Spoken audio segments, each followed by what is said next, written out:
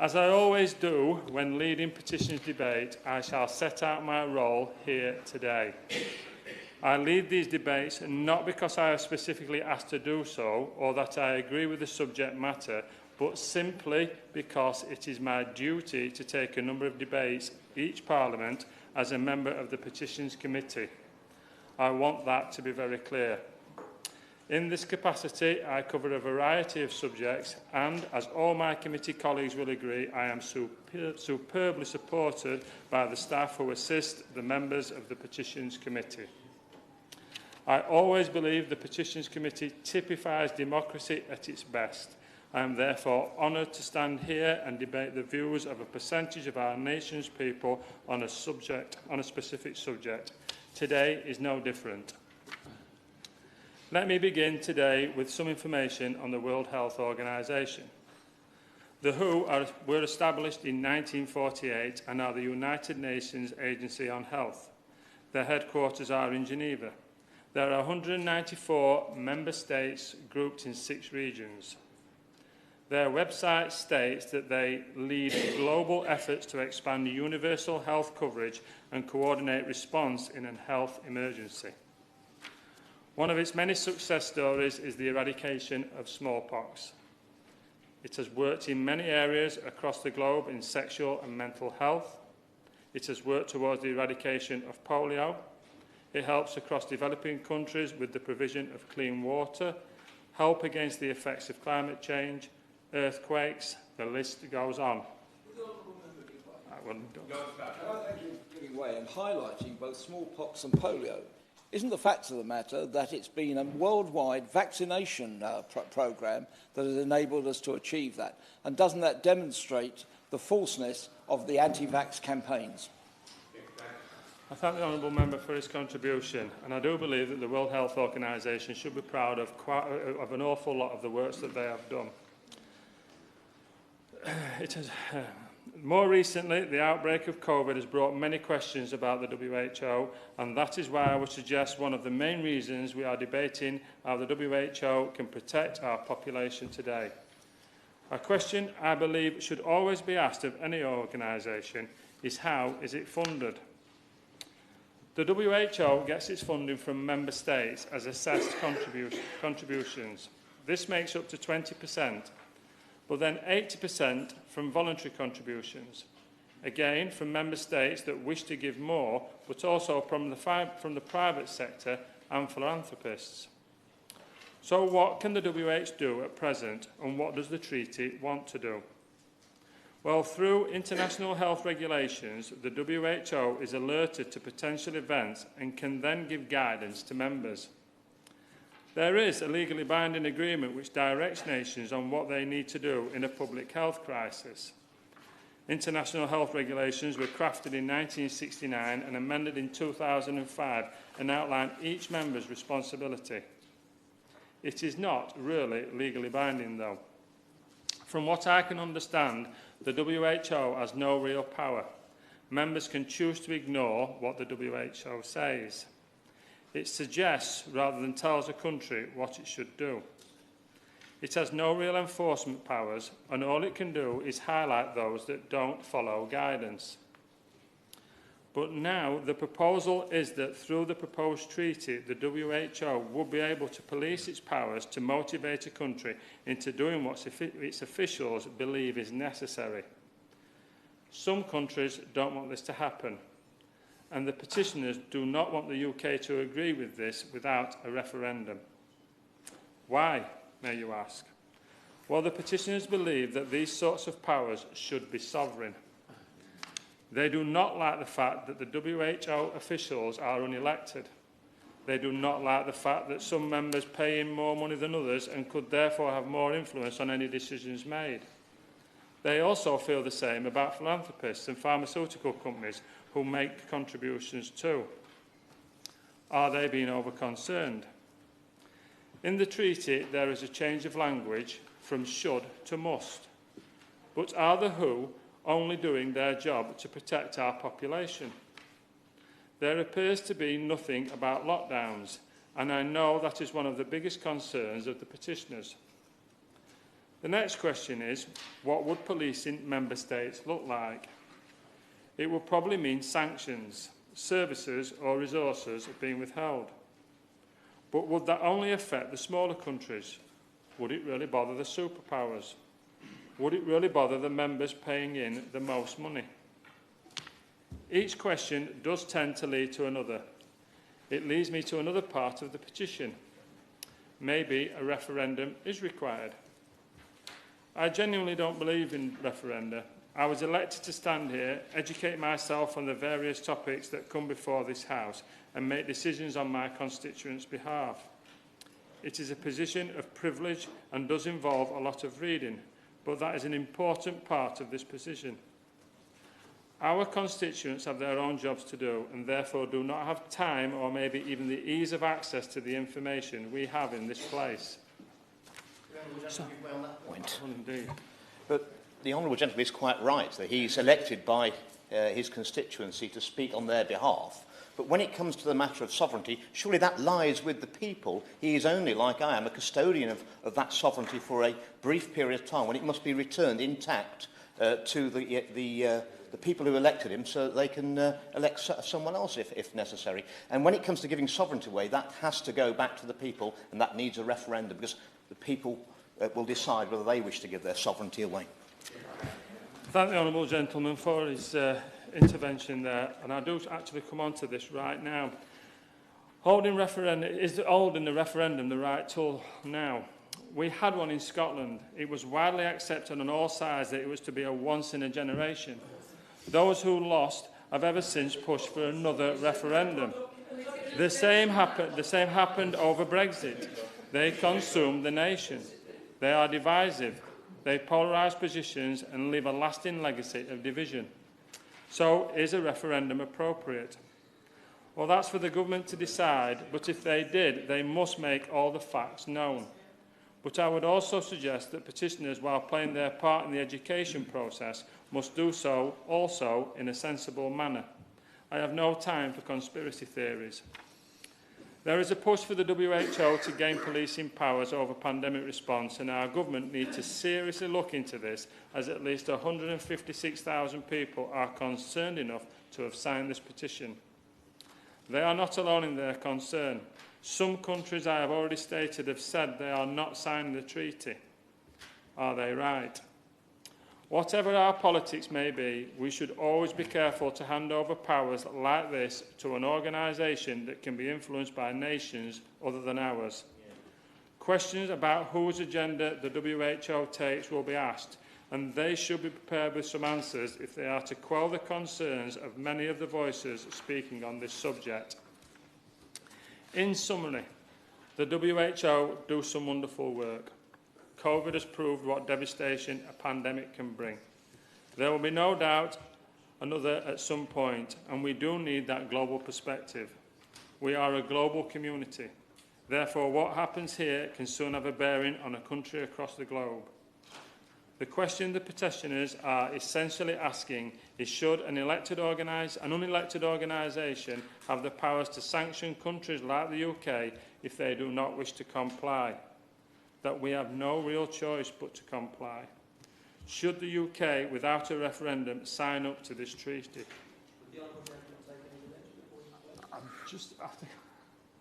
I would look forward to hearing other members and the government's position. Thank you. Yeah. Thank you. Just a reminder that if members should bob if they want to speak. Thank you. I will come back later. The question is that this House has considered e-petition 614335 relating to an international agreement on pandemic prevention, preparedness and response. John Spallon.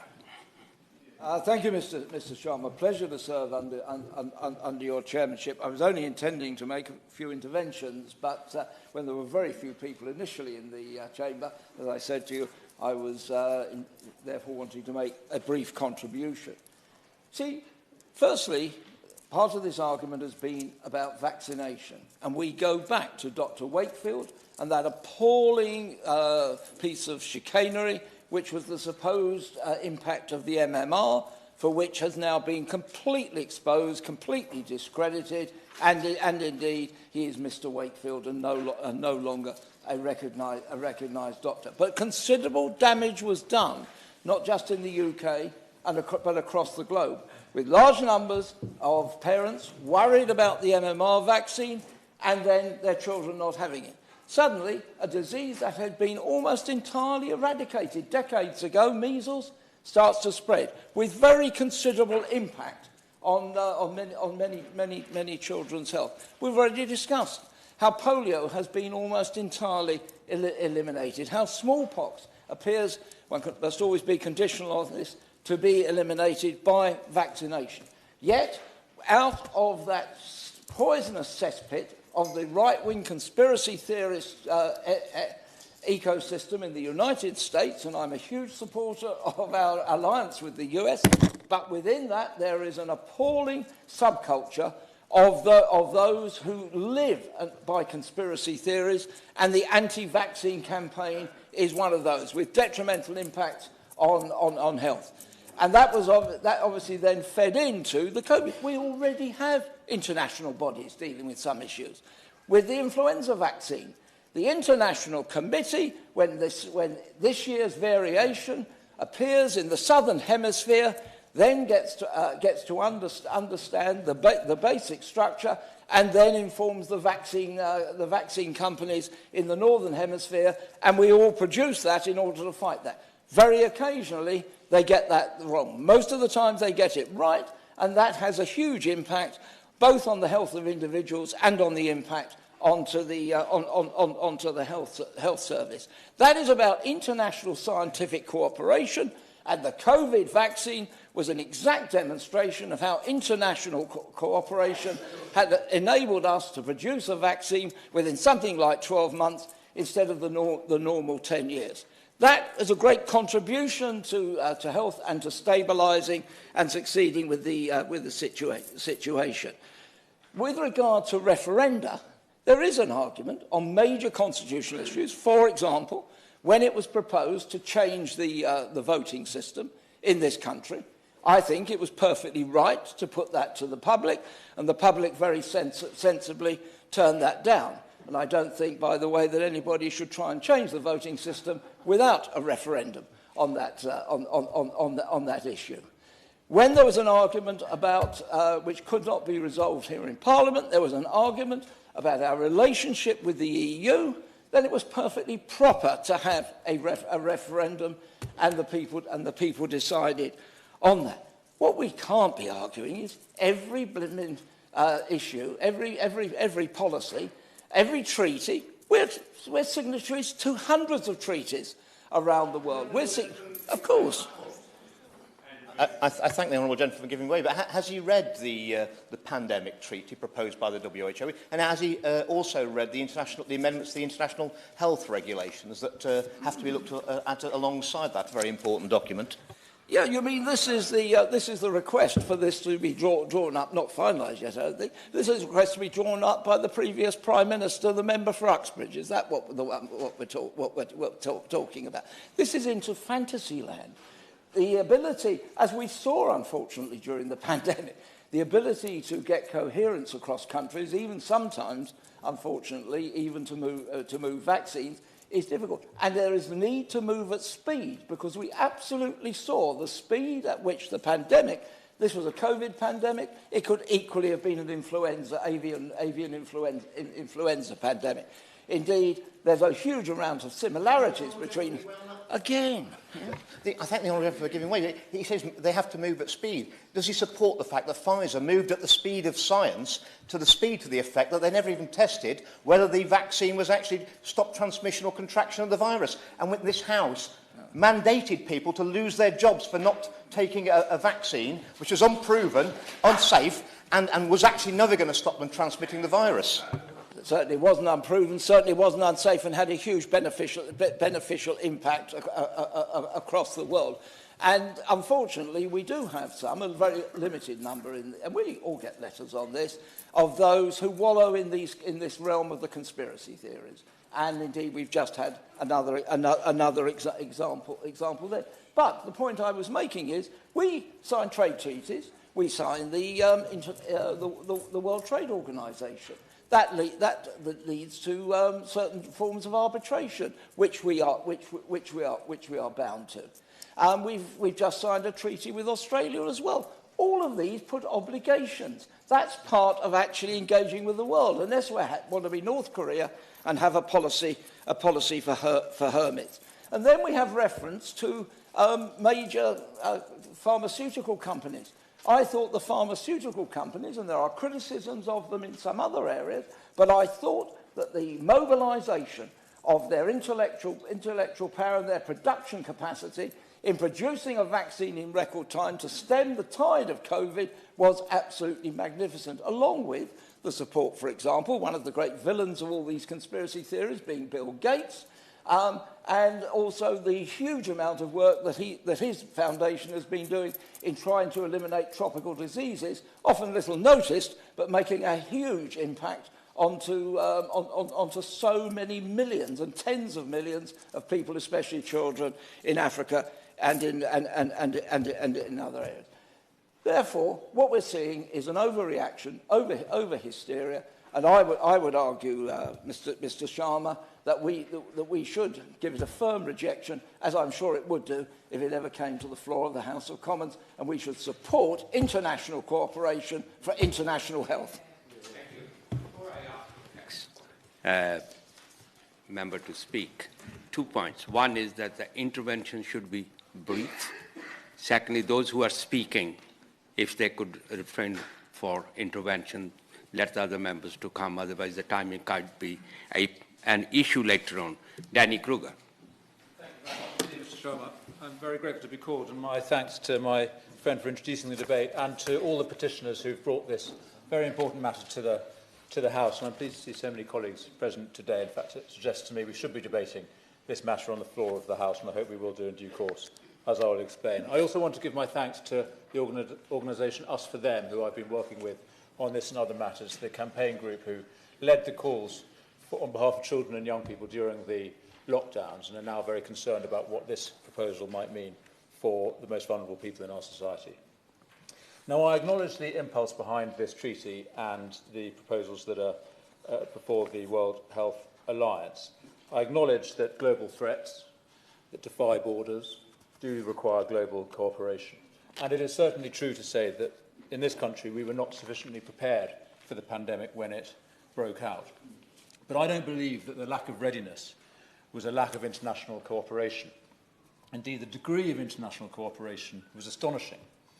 I think the lack of readiness was in the ordinary business of contingency planning by the British state, the security of supply of equipment, the capacity in the health service, our ability to support the vulnerable and the isolating. That's where we weren't ready. And in fact, you could say that in a crucial respect, the UK was prepared. We thought we knew what we would do in the event of a pandemic. We thought we would introduce targeted isolation, targeted protection of the most vulnerable, the application of personal responsibility, not mass lockdowns. That wasn't part of the plan. But we threw that plan aside immediately, and we went for exactly what everybody else around the world was doing. Almost everyone. Never forget plucky Sweden. I suggest that we had an excess of global collaboration during COVID-19 and not enough independence, and certainly not enough parliamentary scrutiny. And that's why I'm very concerned about this treaty and what lies beneath it. Because the treaty simply creates the infrastructure and the funding to implement the changes that are being planned anyway for our amendments to the international health regulations. And it's these amendments that are of the greater concern. These proposed new regulations will hardwire into international law and into our own domestic policy a top-down approach to pandemics and to global public health. So yes, we need cooperation, yes, we need strategic vision, but no, we do not need ever more centralised solutions. And in fact, in this country, it wasn't the top-down approach that worked in COVID-19, from the centralised test and trace system to the food parcels for the isolating. What worked best was people taking responsibility for themselves and their neighbours, local government working with civil society, medical leaders exercising their judgment, public servants at the local level working flexibly and with initiative. what worked was not central control, but subsidiarity, decisions being taken as close as possible to the people that they affected. And now we see the World Health Organization setting itself up, not just as responsible. Happy to give way. He's absolutely right in terms of testing, of tracing people and tracking and so on, where there was already an established infrastructure. But surely, in terms of vaccines, for example, that can only be done at a national and indeed international level. Well, I'm all for international collaboration, including in the development of vaccines. But no, actually, I think that what we need is more independent development of medical devices and medical treatments. In fact, it was a race between different countries that led to the vaccine programme. So, I mean, I think we have a very high degree of international collaboration at a medical level. I'm not sure we need more. So what we are seeing now, crucially, is the World Health Organization not just setting itself up as responsible for identifying pandemics, but also for the responses worldwide to those pandemics. These amendments recognise the WHO as the guiding and coordinating authority of international responses to public health emergencies of international concern. And of course, we know about the WHO, we know its unaccountable nature, the Director General appointed through an opaque, non-democratic process, too much power for international pharmaceutical companies. And these regulations propose the creation of a vast public health surveillance mechanism at public expense, but also, if the WHO itself has anything to go by, it would be substantially funded by the pharmaceutical industry. And crucially, as my friend from Don Valley just mentioned, it proposes that the existing powers for the WHO to make recommendations about what countries should do should be upgraded from non-binding to binding recommendations. So it amounts to a vast transfer of power to the WHO. And what would these new regulations enable? Legally binding obligations on countries to mandate financial contributions to fund pandemic response activities. It could require the surrender of intellectual property and technologies. It could mandate the manufacture and international sharing of vaccines. It could override national safety approval processes for vaccines, gene-based therapies, medical devices and diagnostics. How would you give way? Thank you for giving way. Does my honourable friend agree with me that it was through the ability to react to COVID in a very agile way, which was only possible having exited the European Union at the time, that we were able to invest, procure and then roll out the vaccine that did in fact save millions of lives? And shouldn't this be a model, as he has in fact stated in his eminently sensible speech as usual, that this should be a model for moving forward? I'm grateful to my honourable friend, and it's certainly the case, in my opinion, that the best aspects of the British government's response were the ones that we were able to undertake using our own sovereignty, and I agree with that. The powers for the WHO extend potentially to ordering border closures on countries, travel restrictions, tracing of contacts, refusal of entry, forced quarantining, medical examinations, including requirements for proof of vaccination, and even the forced medication of individuals. And it's not just when there is indeed a pandemic already declared that these powers might be invoked. It's when there is simply the potential for such an emergency that the WHO claims this power. I am puzzled by this debate because I can't understand whether it is actually a debate about constitutional procedure in the House of Commons, which is whether we want more referenda. I would have thought we'd had enough of those. The UK is the second largest contributor to the WHO. This is a member-led process, so this is not an organisation that we are bit-part players in, where we're going to be directed and overrun. We cede sovereignty by membership of organisations. We cede sovereignty to go to war by being a member of NATO. This is a member-led process that, as I understand it, is to see that we're at the heart of preventing, better preparing for and designing how we respond to future disease outbreaks. It seems to me that is perfectly logical, and I'll make one offer as the chair of the Health and Social Care Select Committee in this House, that we would want to be very much at the heart of scrutinising any future treaty that we negotiated as a member state through the WHO, and then it would go through the processes of this House before any ratification took place. Isn't that the point of the House of Commons?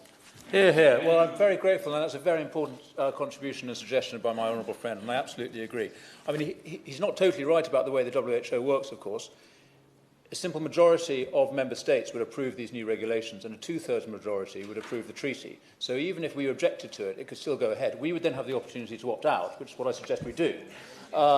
But nevertheless, if we're talking about it, and indeed we absolutely should opt out, as I'll come to the point. I'm challenging these proposed regulations and this proposed treaty because they're wholly and fundamentally wrong, and they represent an assault on our freedoms. But we absolutely should give object. And I will give way in a moment, but I just think the honourable member's suggestion is absolutely right. Fundamentally, Parliament needs to exercise its own responsibility and its own duty to oversee what we're going to do here. And isn't the easy answer to colleagues who like this thing that we will, of course, remain members of the WHO and read its advice and accept the advice where we wish. But why should we have to accept advice when they may get it wrong and we can do nothing about it because they decide, not us? That's absolutely right. We have the opportunity to say no to this, and that is the opportunity we need to take. Because once we've said yes, we are then under this obligation, under these obligations to introduce all of these, potentially all of these terrible infringements of liberty. I'll make some progress and let other members come in. My final real concern about the proposals are that they set the WHO up as the single source of truth on pandemics and on responses to pandemics. And there's obviously a very legitimate and understandable need to challenge misinformation and disinformation.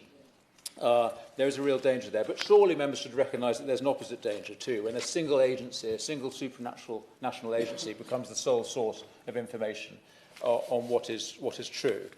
These are the people who said that COVID-19 definitely didn't come from a lab leak, rather than from the Wuhan Institute, as now seems likely. These are the people who said that lockdowns would only be short and temporary rather than lasting the best part of 2 years, who said that vaccines stopped transmission rather than having next to no impact on transmission. They said that the vaccines would only be for the vulnerable rather than for everyone, including little babies. They said they would be voluntary rather than mandated as they were in many countries, including very nearly our own. So I don't have confidence in the WHO and its satellites to be the single source of truth, either on the science or on the response. So I'll finish with observations on Parliament. As I've just mentioned, the international health regulations, they're an existing legal instrument, so they just need a majority of member states at the World Health Alliance Assembly to come into force. We then have 6 months to opt out of them. A treaty would require 2/3 of member states. Now, I'm very concerned about the government's response to this petition. They said that the government, I quote, supports a new legally binding instrument, so they're in favour of something along these lines. And they also say that not every treaty requires implementing legislation and it is too early to say if that would apply here. So at the moment, we're not getting a commitment from the government that they would actually bring these proposals to Parliament. And I think that is very concerning. Now, Margaret Thatcher warned in a speech in Bruges in 1988 that the UK had not helped defeat the Soviet Union just to subject itself to a new supranational arrangement, the European Union, as it became. Well, we did subject ourselves to the EU until our own time, and I suggest we didn't leave the EU just to subject ourselves to a new supranational arrangement in the form of the WHO. Now, some may find that comparison ludicrous, as they find any defence of national sovereignty, except in the case of Scotland, ludicrous. They say that in our interconnected world, we need less sovereignty and more cooperation, which means more power for people who sit above the nation-states. I say that in the modern world, we need nation-states more than ever, because only nation-states can be accountable to the people, as the WHO is not. Only nation-states can temper their policy to the particular circumstances of the people, as the WHO cannot.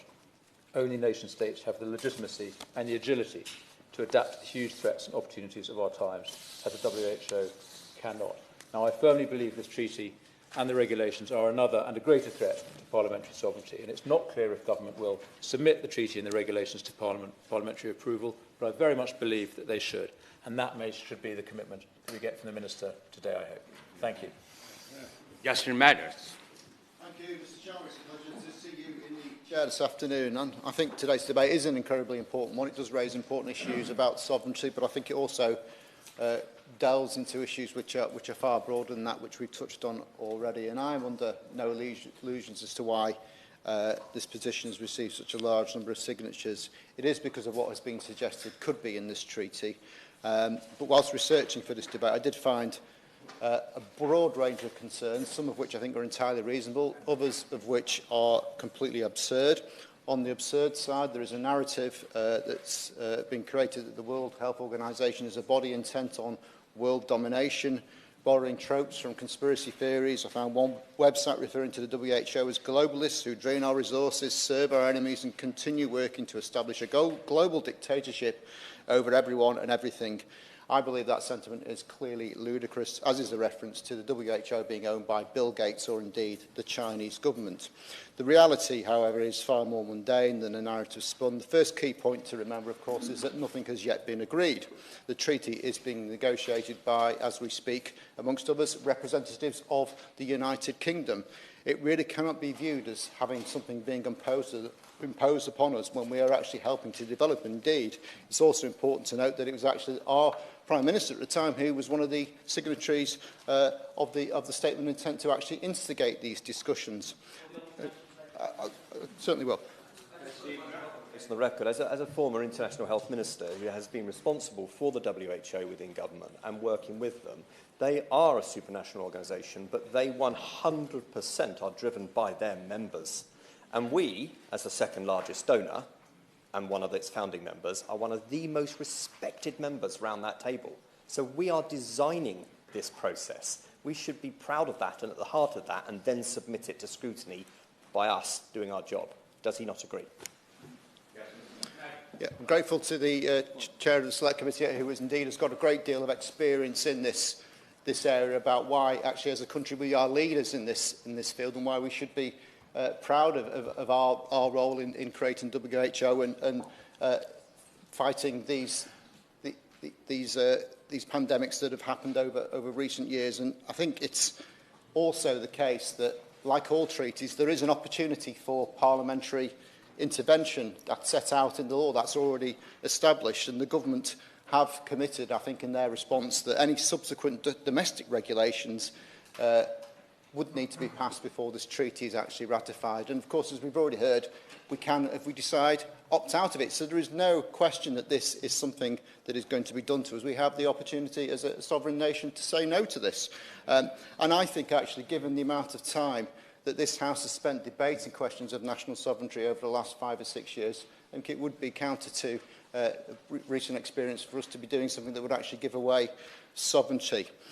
And actually, there are important principles about parliamentary accountability that we need to bear in mind, because it would be, I think, unfair to actually allow some of the wild conspiracy theories to overshadow what I think are legitimate concerns about any potential impingement on our sovereignty and our democracy. And I think in terms of the specifics of the treaty, as I said already, the key to note is that actually it hasn't been finalised yet. But what we do know is there are broad parameters of negotiation set out in the latest zero draft of this, published in February. From what we can see from that, it says the guiding mission is, and I quote, to prevent pandemics, save lives, reduce disease burden and protect livelihoods through strengthening proactively the world's capacities for preventing, preparing for and responding to and recovery of health systems from pandemics.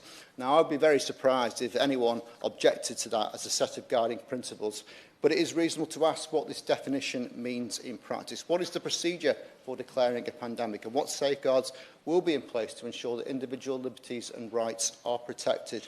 And it is those questions and that ambiguity that has been seized upon by those who want to undermine global cooperation by stating fears that the treaty will restrict people's freedom of speech to the extent that dissenters could actually be imprisoned.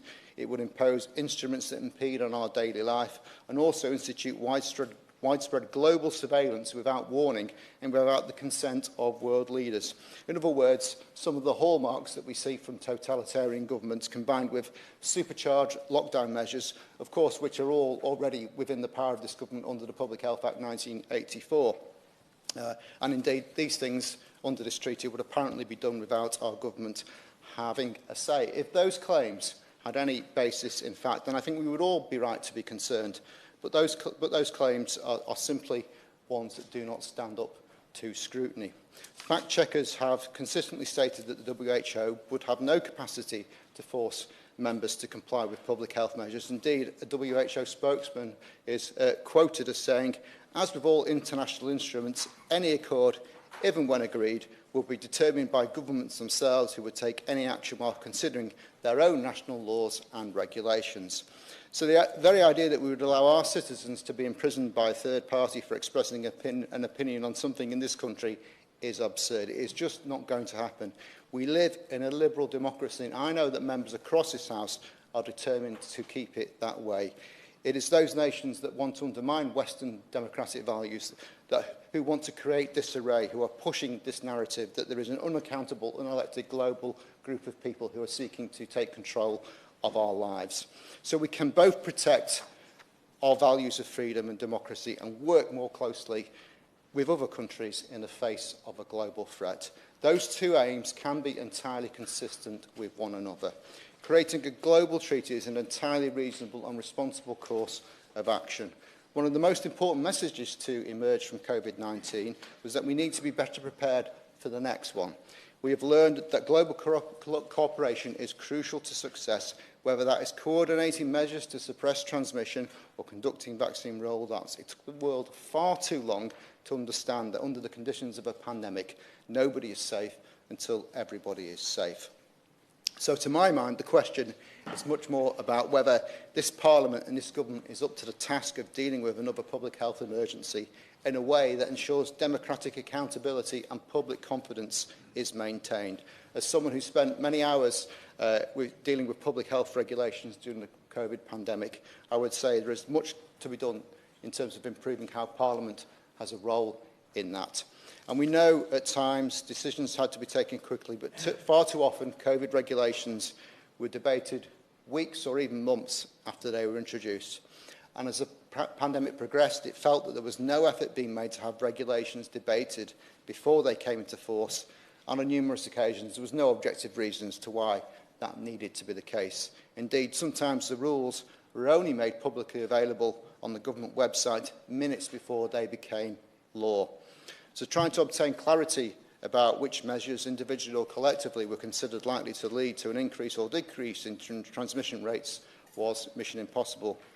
When we were able to see the minutes of SAGE meetings, which in the very early stages of the pandemic we were not, there was often very little correlation between them and the measures being debated. Sometimes there was no statement or explanatory memorandum that the measures being put forward in the regulations had even been considered by the scientific advisor. Often there was no SAGE minutes either that stated that these matters had been considered. Often what SAGE were recommending did not even make it into the regulations themselves.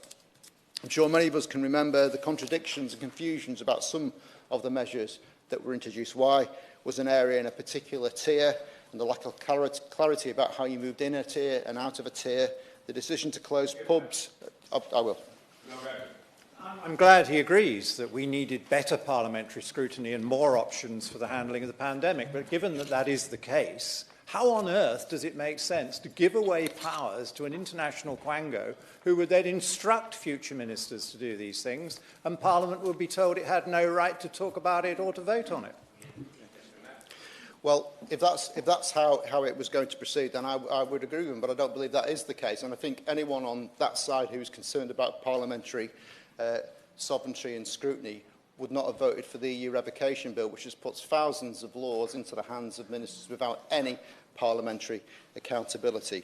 But returning to the question of how the last pandemic was dealt with, there were other examples of where decisions were made without seemingly any evidence to back them up. The decision to close pubs at 10 o'clock is a good example. The lack of any coherence about why people were only allowed to meet in groups of 6 and no more, why certain establishments could reopen and some could not. I know it was a fast-moving and unprecedented situation, but given the draconian nature of the regulations, we really needed to be better than we were at parliamentary scrutiny. And given the release of the WhatsApp messages from the former Health Secretary, that's certainly given me food for thought that perhaps all the decisions were not made on a scientific basis. So I have to say, if we do find ourselves in another pandemic where measures are being proposed that affect people's daily lives, then the ability of this place to openly scrutinise and question government on decisions before they are made, as well as having access to the full scientific advice, will be vital. If decisions are taken transparently, and dare I say it, if everyone is seen to be following those rules, then we stand a much better chance of maintaining public confidence and that those measures are necessary. So I think that there's been a bit of talk about vaccine harms today, Mr. Sharma, and I don't want to be seen as unfairly critical of those who've raised those concerns. I do understand that sometimes there is a deep desire for a rational explanation about the sudden loss of a loved one. I also believe you should be able to ask legitimate questions about vaccines. It is perfectly reasonable to debate who should receive a vaccine and how often they should receive it. It is also legitimate to scrutinise government decisions, particularly ones that impinge on individual liberty. But there is a world of difference between doing that and descending into the dark world of conspiracy theories, which suggests that vaccines do more harm than good. That risks pushing people away from potentially life-saving interventions, and over the long term, it risks damaging the public's perception of the importance of a tool that has been used to eradicate diseases that have frequently ruined lives. As we've heard, from smallpox to TB to polio, vaccines have saved millions of lives over the years. We cannot now abandon the importance of this work because of a few videos on YouTube. We need to be able to challenge and question, of course, but we should not ignore what decades of experience has shown us about the value of vaccinations. So in conclusion, Mr. Sharma, this treaty has nothing to do with Bill Gates. This is not the first step in creating a world-dominating authoritarian state. I don't believe it will even impede on our sovereignty. What it will do, though, is enable the combined efforts of our brilliant researchers, medics and scientists to jointly tackle the increased threat that we face from pandemics. We achieve far more together as a species when we work together. I think the far bigger risk to our continued existence on this planet is not the so-called Great Reset, but a descent into paranoia and distrust, so that we avoid using our brightest and best, and they end up working in silos. They don't share their knowledge and efforts collectively. We want to avoid that. From pandemics to climate change to eradicating global poverty, we face many challenges as a species, some of which I believe are existential. But if we do not seek to work together to meet those challenges, then we will ultimately all be the worse off for it. Thank you, Mr. Sharma, and it's a pleasure to serve under your chairship. In March 2021, a group of world leaders announced an initiative for a new treaty, a convention on pandemic preparedness and response. And this initiative was taken to the World Health Organization to be negotiated, drafted and debated by a newly established intergovernmental negotiation body. A petition resulting in this debate was signed by over 156,000 people, of which 441, just under 0.4% of my constituents signed, the third highest number from a constituency. Only Wells and Wealden constituencies have a higher number of residents who signed the petition. They want the government to commit to not signing any international treaty on pandemic prevention and preparedness established by the WHO unless this is approved through a public referendum. It is important that their concerns are listened to and answers provided. The idea behind the treaty is to ensure that there is a more joined-up approach to pandemics in future, and there's no question that the world will face other pandemics and health emergencies in the future. It's clear from COVID-19 that countries need to address these threats together. COVID-19 affected each and every one of us. No region or country has been spared. And according to the British Medical Journal, in less than 2 years, COVID-19 infected more than 240 million people, with 5 million lives lost. States agreed that the world must be better prepared to predict, prevent, detect, assess, and effectively respond to pandemics in a highly coordinated fashion. The COVID-19 pandemic has been a stark and painful reminder that nobody is safe until everybody is safe. This means that everyone across the world, no matter how poor or how challenging a nation state is, needs to have access to safe and affordable vaccines which are effective, and to medicines and diagnostics for future pandemics. So far, so good. But there is a claim that a legally binding WHO pandemic treaty will give the WHO the authority to trump sovereignty, in other words, to control UK policies during a pandemic, including those on lockdowns, school closures and vaccines.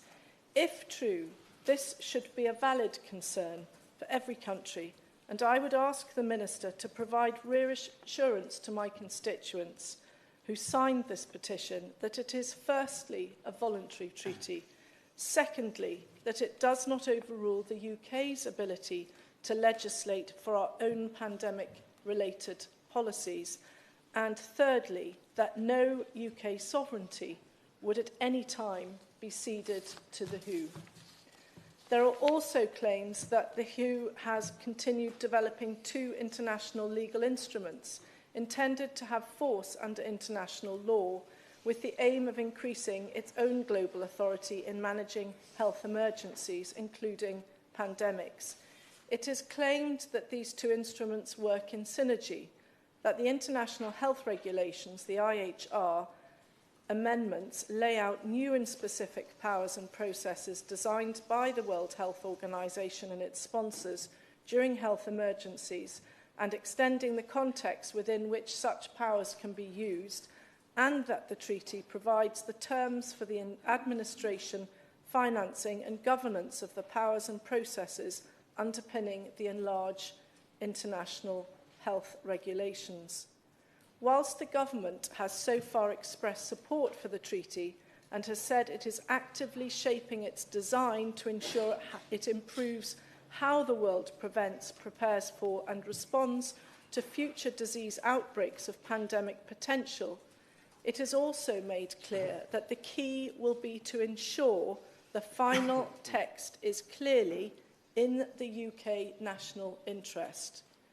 Negotiations on the draft text continue, including those on key international principles such as human rights, sovereignty, transparency, accountability, and so on. Can the Minister please confirm and provide assurance to my constituents who signed this petition that no UK government will sign any legal instrument, treaty or convention which will fundamentally and detrimentally change the relationship between the World Health Organization and its member states, including the UK? When a draft treaty is finalised, if indeed it is ever, as it needs the agreement of nearly 200 countries, it is vital that the why, when, how, what of the treaty and whether a treaty is actually needed are debated and considered and scrutinised by UK elected representatives. Does strengthening global health governance require a treaty? Are there more effective ways to strengthen global health governance after the COVID-19 disaster? These are questions which we must look at. What we must be wary of, however, are conspiracy theories distorting the facts and scaring people. Transparency of debate is therefore needed to squash these conspiracy theories, properly scrutinise and put people's minds at rest. Thank you, Mr. Sharma, and I welcome the opportunity to debate this topic. I've been calling for this debate for some months, and I thank the 156,000 electors who've voted for us to have this debate today. And the pandemic treaty must be viewed in coordination with the changes, the proposed amendments to the international health regulations. As George Santanea said, that those who fail to learn the lessons of history are doomed to repeat them, and I do have some severe worries that the lessons of the last pandemic have not been learnt by the WHO themselves, and we are in danger of giving them more powers to enable them to overreach themselves and repeat those same catastrophic mistakes again. I would like to start by talking about the WHO itself. As my honourable friend for Don Valley pointed out, it was founded in 1948, a specialised agency of the United Nations responsible for international public health. It consists of 192 member states, basically the whole of the UN membership, excluding Liechtenstein and the Holy See. And it was based originally on a WH constitution, which is still today, but this constitution will be fundamentally changed by the two instruments that are in the pipeline following the COVID-19 pandemic. The WHO is domiciled in Geneva, And so it has special status. Its employees are exempt from tax, and they and their families all have diplomatic immunity. It is indeed a supranational body, unelected and unaccountable. I think my constituents would fear that. How is the WHO set up? Well, it has something called the World Health Assembly. It meets yearly in Geneva. It's a legislative and supreme decision-making body of the WHO. It elects the Secretary-General, the Executive Board, and votes on policy of the WHO. And the current chairperson of the World Health Assembly at the WHO is a gentleman by the name of Harsh Vardhan. In 2021, Mr. Sharma, the Indian Medical Association, the Indian version of the BMJ, the largest association of doctors in India, issued a statement where he objected to Vardhan, who was endorsing Coronil, a product that was being made in India. The IMA, the Indian Medical Association, questioned the ethics of a health minister, Mr. Vardhan, the health minister at the time, of that country, to release a fabricated and unscientific product onto the people of India. He's since gone on to become chairperson of the WHO, who are going to be presiding over this new treaty that's going to be sitting before every government in the world.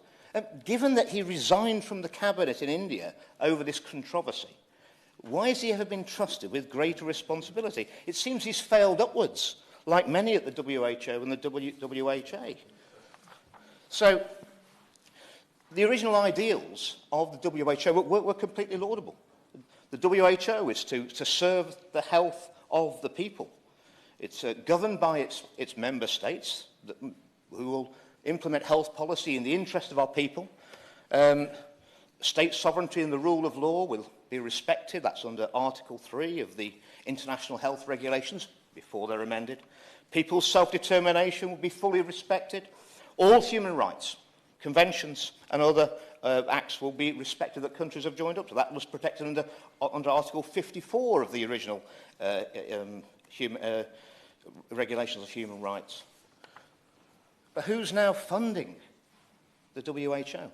Like many of our regulators in the UK, the MHRA, 86% funded by industry sources. The Joint Committee on Vaccination and Immunisation, in their personal declarations, they declared over £1 billion of interests in Big Pharma, the thing they were set out to regulate. This undermines public confidence. Well, the WHO now is no longer anything like majority funded by its member states, the people who it is seeking to control. It's 86% funded by external sources. I'm not sure that my honourable friend for Winchester is correct. The UK is not the third largest donor. The second largest donor, it's the third largest donor. The second largest donor after Germany is the Bill and Melinda Gates Foundation. And I think Gavi is the fifth. So you add those together, they are the biggest donors to the WHO. And you have to think, why are they doing this? They're also the biggest donors or biggest investors in pharmaceuticals and the experimental mRNA technology, which proved so profitable for those who proposed it and produced it during the last pandemic. Indeed, the WHO, it says the member states' contributions to WHO funds have been capped and today account for only 16% of WHO's total budget, with an increasing share of funding to WHO coming from voluntary contributions, where donors direct funding according to their priorities. Well, their priorities might not well be the priorities of my constituents in North West Leicestershire or the electorate in the UK, but he who pays the piper calls the tune. The WHO are promoting the influence of private-public partnerships. They promote that on their websites, to the point where it's pay to play. Anyone can buy influence at the WHO, it's just going to cost you money. And when it comes to when they're consulting, their own internal report, their survey evaluation, final report, May 23, 23rd of May 2022, the various interest groups have more input to the WHO policy than the member states. It said under the WHO's own figures that the member states' only participation was 40% of the input, whereas 60% came from non-member states and 276 stakeholders. So it's clear there's a strong external influence on the policy of the WHO, an entity which, if the amendments to the International Health Regulations and the Pandemic Treaty were to be passed, and doing nothing is not an option. If this House does nothing and does not vote, they will come to pass by May 24. So doing nothing is not an option. It isn't going to go away. So the WHO's intermediate study says the WHO is an international organisation created as a sub-agency of the United Nations for the objective of obtaining the highest possible level of health for all people. But at what cost? At what cost? What cost to democracy? What cost to individual freedoms? It is now 80% funded by non-member states, and it is heavily influenced. And it also, during the pandemic, it took extra powers called the fact that it could define information. It took on a position, and this will be enacted in law and binding in those two new instruments, that the WHO has the ability to say what is disinformation.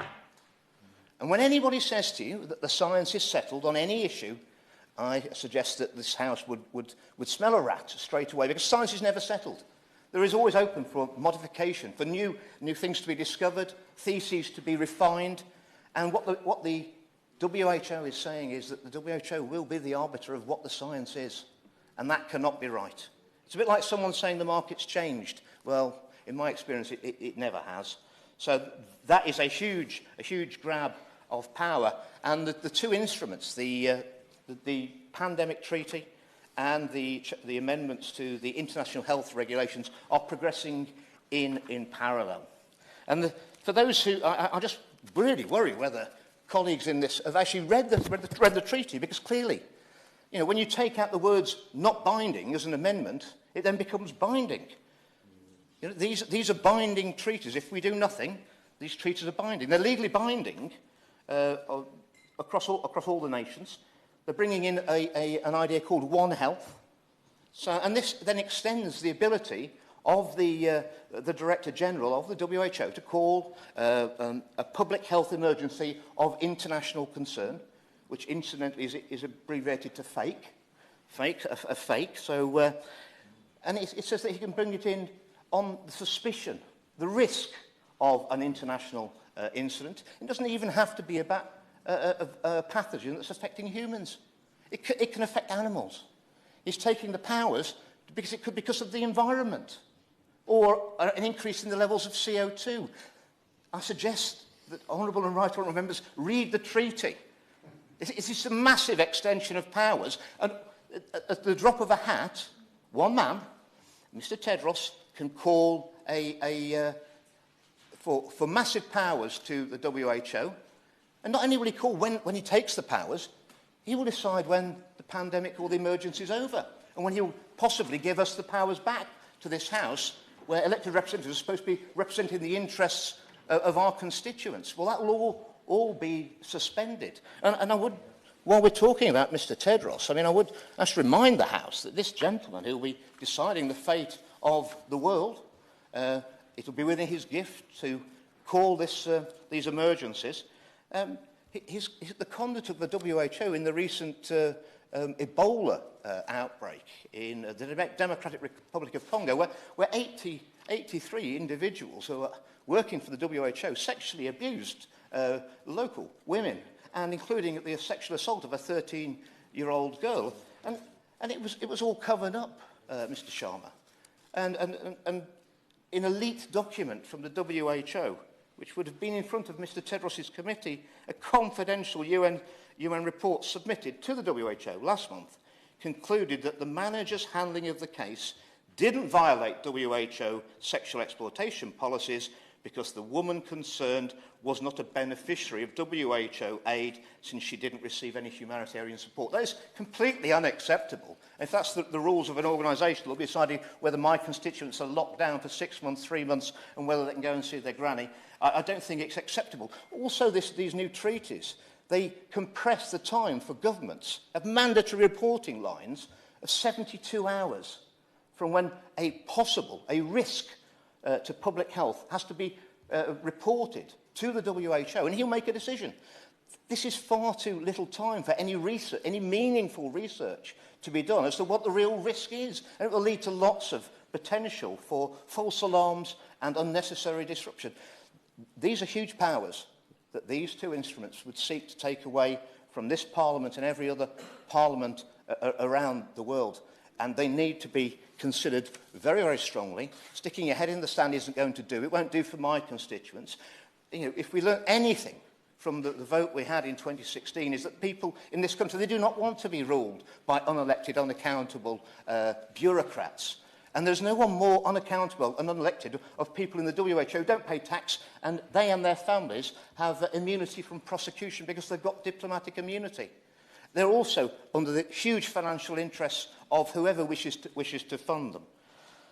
So many experts are now saying that these two instruments would fundamentally reset the relationship between citizens and sovereign states, not in this country, but also around the whole world. Unelected, unaccountable, top-down, supranational body, the WHO. What these treaties will do will empower that Director General to impose sweeping, legally binding, they are legally binding directions on member states. They'll be forced, they have the power then to force companies in this country or any other country to manufacture certain medical treatments and to export them to other countries and be told to do it. It'll have the power to shut down any business in this country, regardless of what the local people think or even this Parliament thinks. It takes away all the protections that being in a democracy offers. It actually takes away Article 3 in the original Constitution, which is the respect of human right and dignity. That goes and is replaced by a bland statement saying that there will be equity. And equity means whatever it means. It means that everyone's going to be treated equally. It also means that one solution to any international problem around the world. And that leads to an all-or-nothing situation, Mr. Sharma, where if the WHO got it right, and if we want to go in, if I have the time, I'll go into everything they got wrong in the last pandemic. If they get it right, okay, maybe okay. But if they get it wrong, that's the whole of humanity has got it wrong. There's no competition, and if there was only one car manufacturer, only one solution, I'm not sure it would be the best car that we could ever have. I think competition between nations for solutions is a good thing. I have grave concerns over these two instruments. And we have grave concerns. I have grave concerns to consider who's actually running and controlling the WHO organisation. It'd be foolish not to see that the big pharmaceutical giants with their lobbying power, they have huge influence over the direction of the WHO, and like many multinational corporations, their size and scale supersedes even national governments. With over 80% of the WHO three-year budget now specified funding, and they have the ability to direct policy. I think it's fair to say we're drifting away from the WHO's original noble ethos of promoting democratic, holistic approach, cooperation to public health. The WHO let us down over COVID with their response. In January 2020, as already been pointed out, they were still telling us that there wasn't person-to-person transmission of the virus. That was wrong. That was wrong. And then they prescribed lockdowns and mass vaccination during a pandemic which drove mutations. The pandemic response by the WHO and the national governments should be a cautionary tale on the impact on citizens of handing power to the state, and should certainly not be a template for going further and faster in terms of signing away rights and liberties. Indeed, the pandemic response was so brutally illustrated. The profit-optimised version of the greater good pursued by the WHO often clashes with children's health. Before I spoke out on the 13th of December with regard to the risks of the experimental mRNA vaccines, the MHRA were looking to authorise the vaccination of children down to the age of 6 months in this country. I'm very grateful that the government listened, and we didn't do that. Indeed, it was then pushed back to people over 50 and after my speech on the 17th of March, I'm delighted that the government now has put it back to only those over 75. That's in a few months, that's a huge difference from we're going to vaccinate everybody. And I think that tells the tale of, if we were all under one rule, we'd be doing exactly the opposite of what this country has individually decided to do. So while we're on the subject of opaque, undemocratic organisations, it's interesting to see what the EU are doing. Well, the EU are actually going to, they think that we need to strengthen all this, and they're going to set up, not only with will the WHO be allowed to have a department of misinformation, they'll be the arbiters of whatever the truth is during an emergency. The EU are going to take over exactly the same policy, and they're going to have their own as well. So when we have a pandemic situation, there will be only one version of the truth. Well, that's not very good for science, is it? The One Health approach, it's also a whole society approach. They will have the ability to mobilise every aspect of our society. Once they call those emergencies, they're going to be able to keep them going. They have control of absolutely every aspect of our citizens' life. This is absolutely massive. There's no more important treaty. Of course, if we were to give these sort of powers, which I would never vote for myself, of course we should have a referendum, because sovereignty belongs to the people. It's not ours to give away, and we know that from the referendum we had in 2016. I hope the House listens very carefully and reads these documents. Aston McGrath. Pleasure to serve under your chairmanship today, Mr. Sharma. I'm also grateful for my honourable friend, the honourable member for Don Valley, for moving this motion. And I'd like to thank the 156,000 people who signed this petition, including 295 of my Tatton constituents, which helped secure this important debate today. Now, the vast majority of the nation has been busily moving on from the pandemic and the lockdowns, and rightly so. But much analysis of COVID and of those lockdowns is still ongoing, with the UK COVID inquiry beginning to hear evidence in June for its first investigation. And as co-chair of the APPG on pandemic response and recovery, I welcome that inquiry, as I do all other frank, open discussions and analysis on the impact and the effects of lockdown, and also how policies were originated and formulated. Our APPG has heard from renowned experts such as Professor Carl Hennigan, Lucy Easthope, Mark Woolhouse, Robert Dingwall, Dr. Alison Pollock, Lord Jonathan Sumption, Kate Nichols-Obier, and many more, who have all advocated for evidence-based, proportional measures to prevent avoidable suffering and loss. However, whilst all this analysis is still ongoing, the World Health Organization is preparing an international treaty on pandemic prevention and preparedness.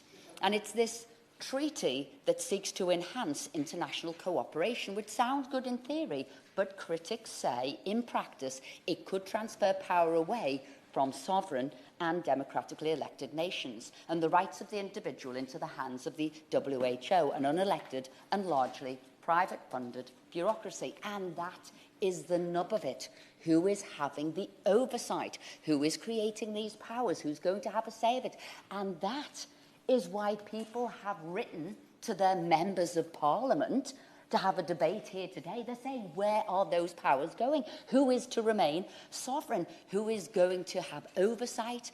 And so today, while we're here, it's to allay those concerns. It's to get those issues out in the open, and it's to head off any issues and to ensure that we are not signing away our sovereignty. And here's just a couple of the issues that constituents of mine have flagged up for the Minister to address. It is those word changes. It is not the countries would have to consider, it's now they will follow. It's not that it is non-binding, it is now that these things are binding.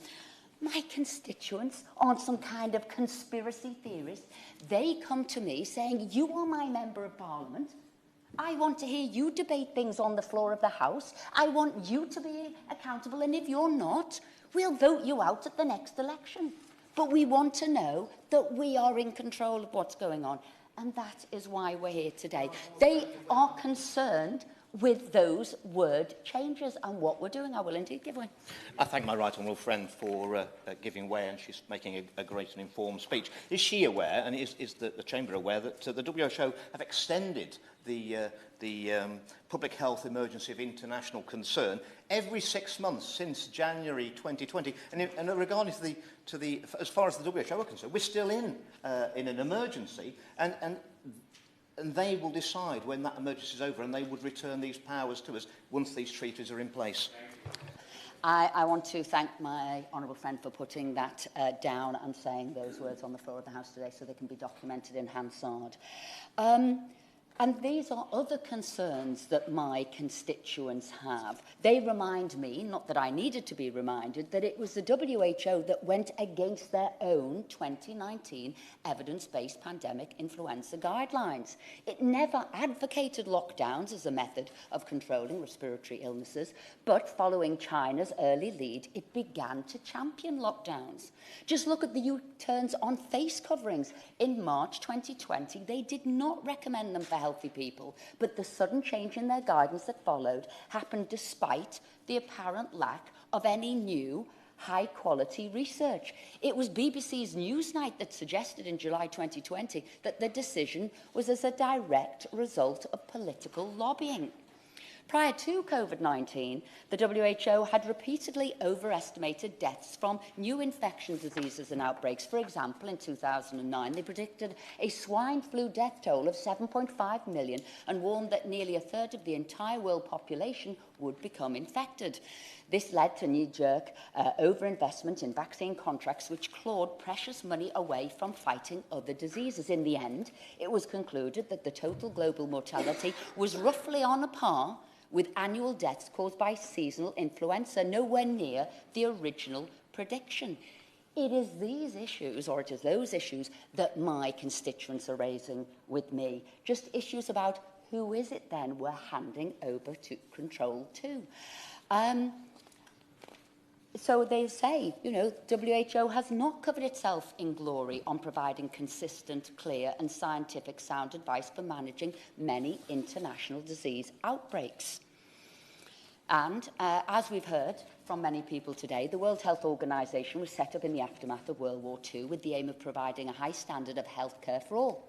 They approached health in the round, promoting community-based services to address physical, mental and social well-being, all admirable reasons for why it's set up. However, in recent decades, their focus appears to have narrowed as private foundations and pharmaceutical companies become an increasingly significant and influential part of the WHO's funding base, and their approach has become more focused on vaccine-based interventions and, most recently, focused on blunt instruments like lockdowns, which, as I've said, we're still analysing the consequences of those. Safe to say, there was a negative impact on the young.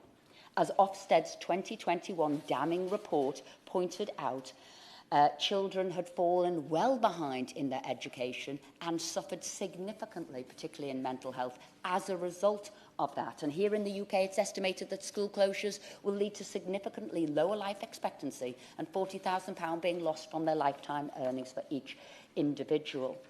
Children should never have had to shoulder such an enormous burden, one that will likely hamper them for the rest of their lives.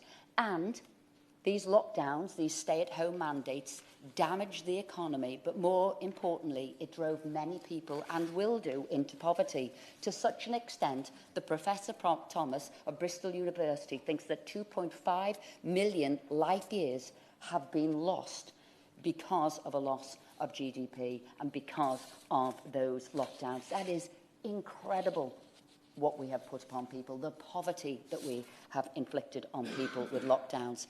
So this petition, calling for a referendum on the treaty, makes it clear there is growing concern about the expansion of powers of the WHO and the encroachment on national sovereignty. The UK government has declared unilaterally that the UK supports a new international legally binding instrument as part of a cooperative and comprehensive approach to pandemic prevention preparedness and response. So can the Minister explain to me how this can be the case when Parliament has not yet been allowed to scrutinise those plans? While we must not overhype, I get that, the nature of the threat this proposed treaty should give us, or could give us, it must, however, make us all pause for thought. It may not yet be clear how the WHO would legally enforce any of these emergency powers and policies, but there is plenty of potential for their unelected bureaucrats to chip away at our democratic standards. It is vital, therefore, that we must demand robust debate and have an open review of all of these plans in Parliament and in public, something that was sorely lacking during COVID times. Our parliamentary system wasn't really designed to support referendums, so I would be loath to inflict another referendum on the public. However, I agree that it does need parliamentary scrutiny.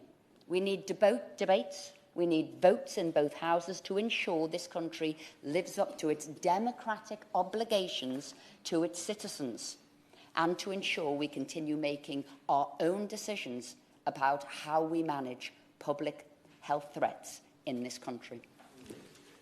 Secretary Chops. Mr. Chairman, it's a pleasure to follow my right honourable friend who does such important work on her APPG. And at a recent meeting, we were privileged to be able to listen to Toby Green and Thomas Fuzzy, the joint authors of the COVID consensus. And I know that some of the material which she's used in her remarks is also comes from the fantastic work that those two individuals have put forward. I'd like to start off with the question, why is our government supporting changes to the treaty based on Article 19? Because Article 19 is the compulsion, mandatory, whereas Article 21 is the opportunity to opt in and out. So why would we wish to impose a commitment which we cannot get out of under Article 21? I'd like, under Article 19, I'd like to ask my right honourable friend, when she responds to this debate, to embrace the idea which has already been discussed in the intergovernmental negotiating body, that while Article 19 is the most comprehensive provision of the WHO Constitution under which the instrument could be adopted, it's open to confirming whether Article 21 could also be appropriate as a way of making progress on the treaty. Because Article 21 relates to the WHO Assembly's powers to adopt regulations on a range of technical health-related matters. Regulations under Article 21 would come into force for all member states, except where members reject or make reservations within a specified notice period. In other words, it would be much more relaxed, or relatively speaking, more relaxed than Article 19, which would effectively mean that this was a mandatory treaty to which we would have no option but to with which to comply. And if we think that the only way to deal with pandemics is to for all countries to unite together across the globe, let's remind ourselves that actually, if we had our time again, many of us would have said that the Swedes got it right. They were, in a sense at the time, the outliers. Under some international mandatory ruling, they wouldn't have been allowed to experiment in the way that they did, follow their instincts for liberty and freedom and science-based evidence before restricting people from being able to go about their normal business. So why would we want to have a treaty which gave no flexibility to individual countries to decide what was best for in their particular circumstances in any given situation? So I hope that we can get an answer from the government on that, and why they are going hell for leather to try and adopt a mandatory treaty. the extent of concern about this issue, I think, has taken many people by surprise. And that's, I think, symptomatic of the loss of trust that the people have now got in governments, and in particular some of the health departments of governments.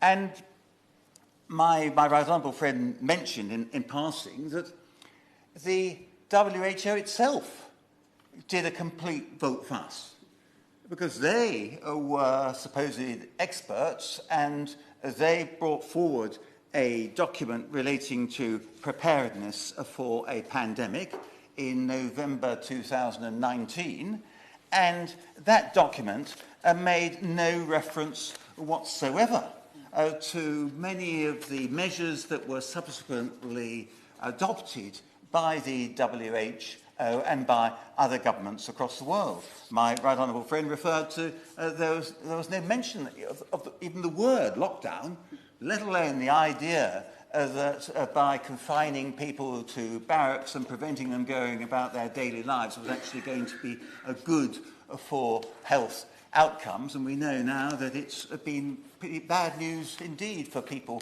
particularly the younger generation, because they were under less threat from COVID-19 to their own direct health. But as a result of the lockdown measures, they have, I think, suffered disproportionately and will continue to suffer as they live the rest of their lives. So why should we want to trust the WHO? Absolutely. Yeah, of course I will.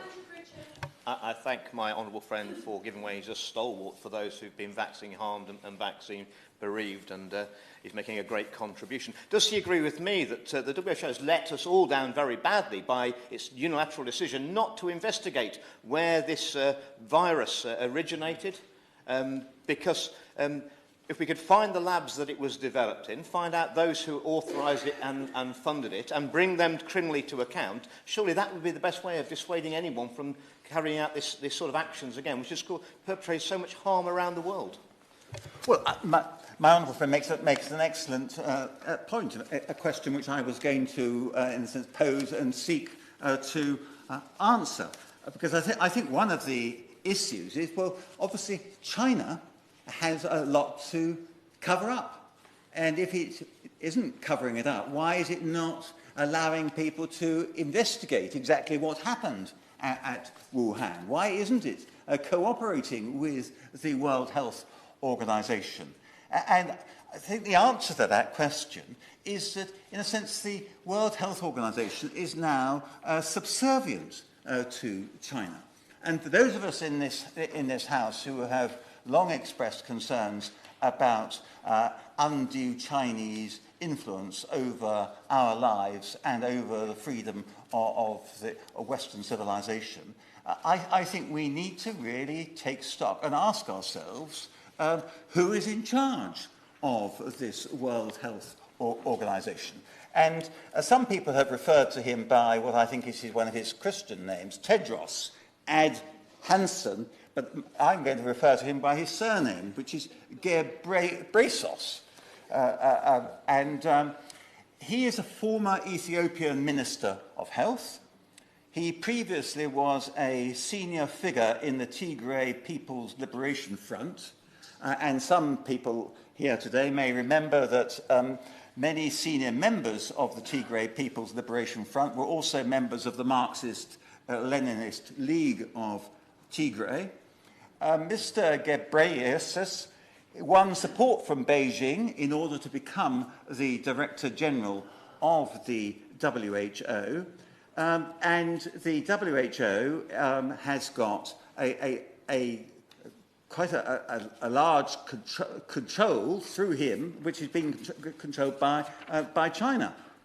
A former WHO Director General, Margaret Chan, said in 2012 that the WHO budget is driven by donor interests. And let's be quite open about it. The Bill Gates Foundation and Big Pharma, Big Tech, they are supplying a lot of the resource to the WHO. And they're not covering it up. They're proud of it. Indeed, they make a big thing of the fact that now the WHO, more than half its expenditure is actually on vaccine programs rather than other ways of alleviating malnutrition and health problems across the globe. So this man, the current Director General, has he got connections with the Gates Foundation and the big funders of the WHO? Yes, he has. He was formerly a member of two of the Gates boards, Gavi and the Global Fund. So he himself is very much in with Gates, with the donors. And so how can he be trusted to be independent when he owes his position and continuing position to those donors and also to the support of the Chinese Republic? So we may say, well, so what? So what? Let the WHO carry on as it has been carrying on for many, many years. It can be an advisory body. It doesn't have to, nobody has to listen to it, and we can take it or leave it. But unfortunately, the developing influence of the WHO is that they now wish to impose their standards on the whole world. And that's why people have become alerted to this, and they signed this petition in very large numbers because they don't wish this country to give up control over its ability to be able to manage its own affairs when faced with an epidemic or a pandemic. And they certainly don't want somebody like the WHO, which is wedded to the Chinese version of authoritarian capitalism. They don't really want authoritarian capitalists telling people what they can't do and what they can do and saying you can't go out and go about your normal business, you can't live your life as an individual, you can't as an old person meet your relatives and all the rest. All those restrictions on freedom, and I'm pleased to say that insofar as we were able to, I voted against all of them and continue to believe that we made big mistakes in the way in which we addressed the pandemic through lockdowns which were not scientifically based and in respect of which there were no proper cost-benefit analyses. But leave that on one side. We've got the WHO. It is controlled by people we would not wish to be in control of our lives. And indeed, that's why both the United States and our government are trying to break out of some of the controlling influences that the Chinese government has got. And so what are we doing about it? Why, in these circumstances, would a rational government, because I still believe that the government I support is rational, why would a rational government actually engage in giving an enormous amount of power to the Chinese and to Chinese-influenced and dominated organisations over our lives? Just seems to me it's sheer lunacy. I hope my right honourable friend in responding to this debate will be able to agree on that point. One doesn't have to do more than just point out the connections between the Director General, the Bill Gates Foundation, the Chinese government, and so on, to normally expect people to say, gosh, I'm a bit concerned about that. In our daily lives, we judge companies and organisations on the basis of looking at the people who are running those organisations. And if one looks at the people who are running the WHO, I think we quite rightly should be raising some very, very serious questions about their behaviour. There's a lot more that could be said about this treaty, but I'm going to finish my remarks by just saying, please, can the government change its approach to this? Listen to the people And this is a very large petition signed. It's not the sort of petition that you can present to somebody and say, well, you'll sign that. In order to actually sign this petition and apply your mind to it, you would have had to have actually had a pretty good understanding of the subject matter. So in that respect, although it's got several now well above the minimum threshold for a debate in this House, I think the quality of the petition, the arguments that it contains and so on, I think that means that it's actually one of the most serious petitions that you've had to debate in this chamber. Because... Yeah, of course I will.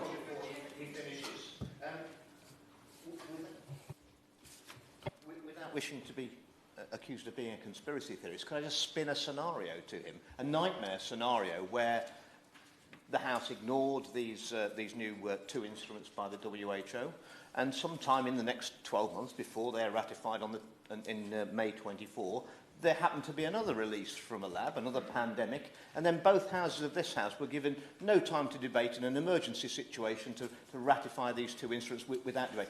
Is that not a nightmare situation? We should avoid that by having the debate now? Well, I agree with my honourable friends. I almost always do. And in order to... Prevention is better than cure. And why would we want to give up control over all these issues by signing up to this treaty? And I've got here a quote from Richard Horton, who is the editor-in-chief of The Lancet. And he said, the allegation that the WHO shares responsibility for the pandemic by a policy of appeasement towards China has proved impossible to refute. So there you've got it. The editor-in-chief of The Lancet, no less, is saying we need to be extremely suspicious of what's going on, what may happen in the future. If that isn't a good credential for the government to adopt in saying, no, we're not going to adopt this WHO treaty under Article 19, we're going to examine it more carefully and be much more circumspect and retain the ability of our own country and our own people to decide these important issues for ourselves. Backbenchers wanting to speak have done so. We're moving now on to the front bench spokespeople, and I call Anne McLaughlin for the SNP.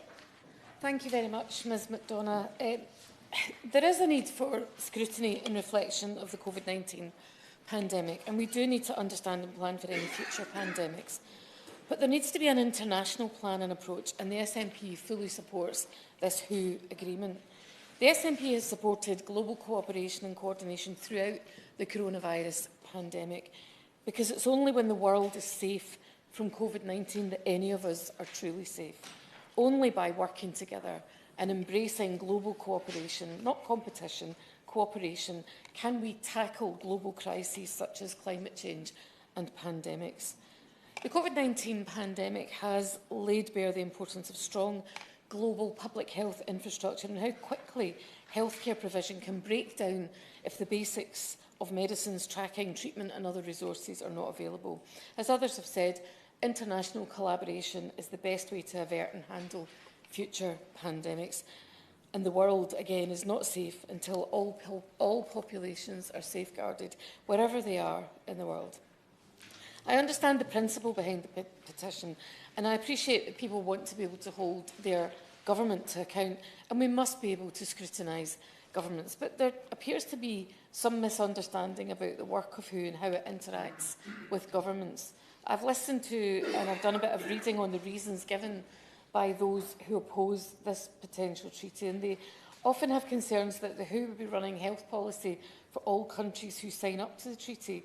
But those working on drafting the treaty have already included sovereignty as one of its guiding principles, and writes in the latest draft of the treaty from the 1st of February of this year, it starts by, quote, reaffirming the principle of sovereignty of states parties in addressing public health matters, notably pandemic prevention, preparedness, response and health systems recovery.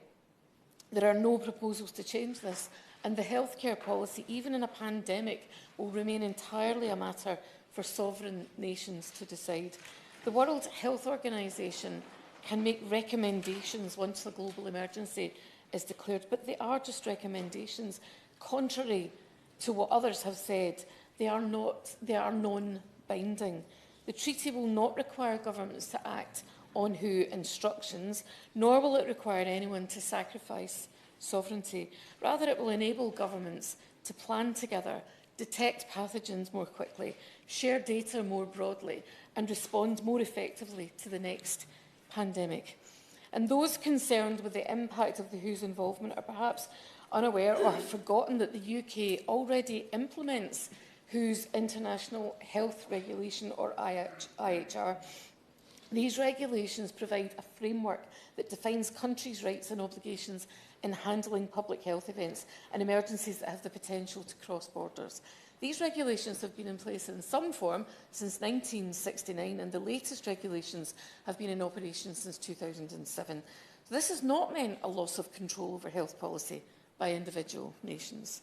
On the international stage, Ms McDonough, the SNP will always support measures to improve global public health.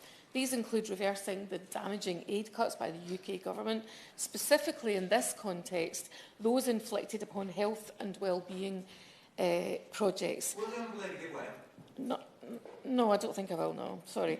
As part of the wider cuts to official development assistance from 0.7% to 0.5% of gross national income, creating a £4.6 billion funding black hole compared with 2019 levels, health and wellbeing programme funding has been absolutely slashed.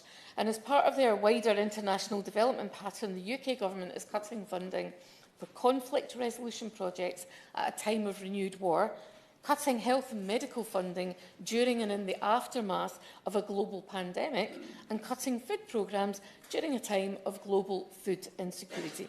All of this is morally reprehensible. It is positive, of course, that the UK government is supporting the treaty, but it's important to remember that despite the pressing need for a global collective response to health crises, the UK government is repeatedly falling short of the mark, as I've just said, and reneging on its pledges. It's morally, in my view, morally and pragmatically indefensible that the UK government continues to actively jeopardise the lives and well-being of the world's poorest and most vulnerable by maintaining the ODA budget below 0.7%. There's no other way to describe what the government is doing.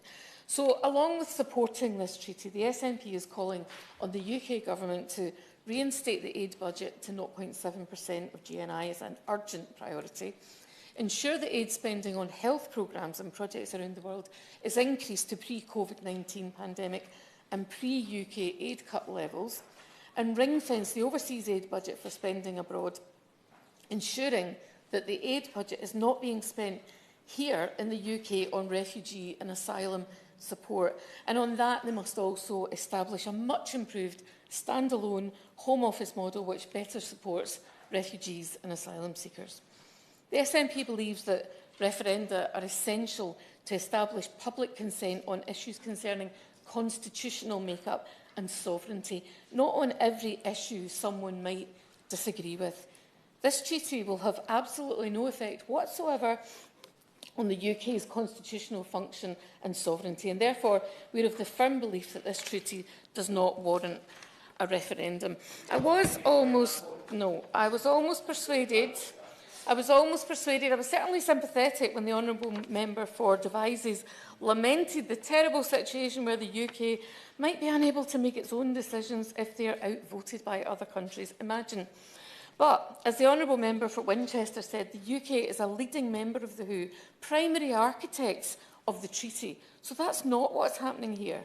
If it was, however, what level of hypocrisy does it take to think that this one issue deserves a referendum, but the unresolved issue of Scotland's independence does not?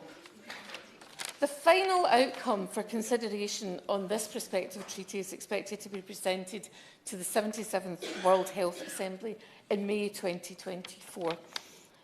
Scotland stands ready to play our part in international efforts to collaborate and cooperate, not compete, on pandemic preparedness, awareness responses and collective prevention, so we do not support this petition. Petition spokesperson, Preet Gill. Ms McDonough, it's a pleasure to serve under your chairship on this debate responding to the e-petition 614335 on pandemic prevention, preparedness and response. I want to thank the honourable members from across all sides of the House for their contributions this afternoon, and I'm glad this debate has been conducted in a mostly measured and thoughtful way. The COVID pandemic has been one of the most surreal and seismic global events of our lifetimes. 212,000 people have died as a result in the United Kingdom, and our economy has been directly hit to the tune of 250 billion of lost GVA. And the social impacts on everything from our children's lost learning to NHS waiting lists will be felt for many years to come.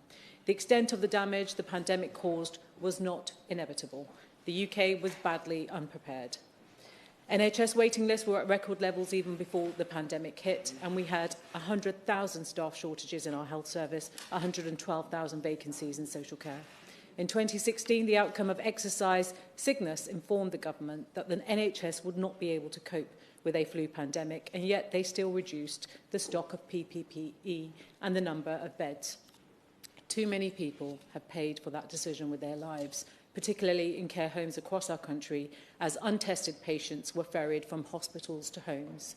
And then, of course, the billions of public money that has been wasted on unusable PPE, their chaotic shuffling in and out of lockdowns from a government that couldn't get a grip. And at the end of it, the UK's abject position as the worst-hit economy in the G7. After 12 years of Tory complacency, the next Labour government will never leave our country with such a soft underbelly.